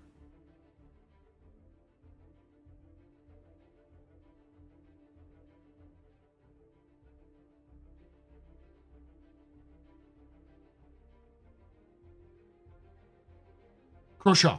Nick Croshaw.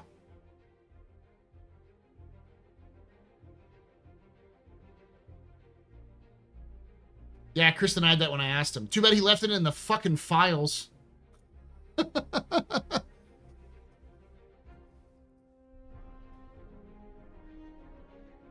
Is it John Citizen? Yes. Nick Croshaw. He's famous, yes.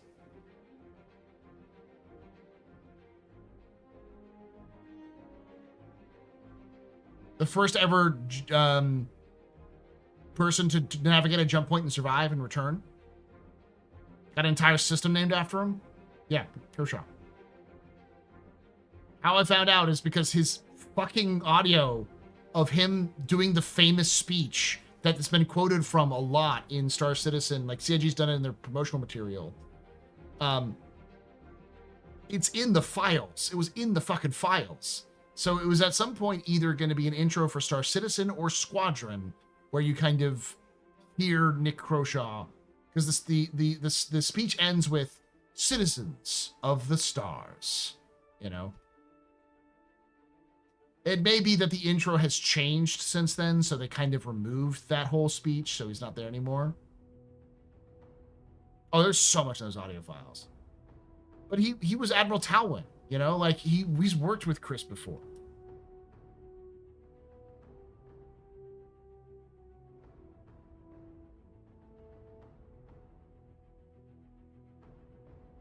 I had the leaks, that's why I made it. But you're the one who showed it to me. I was like, yeah.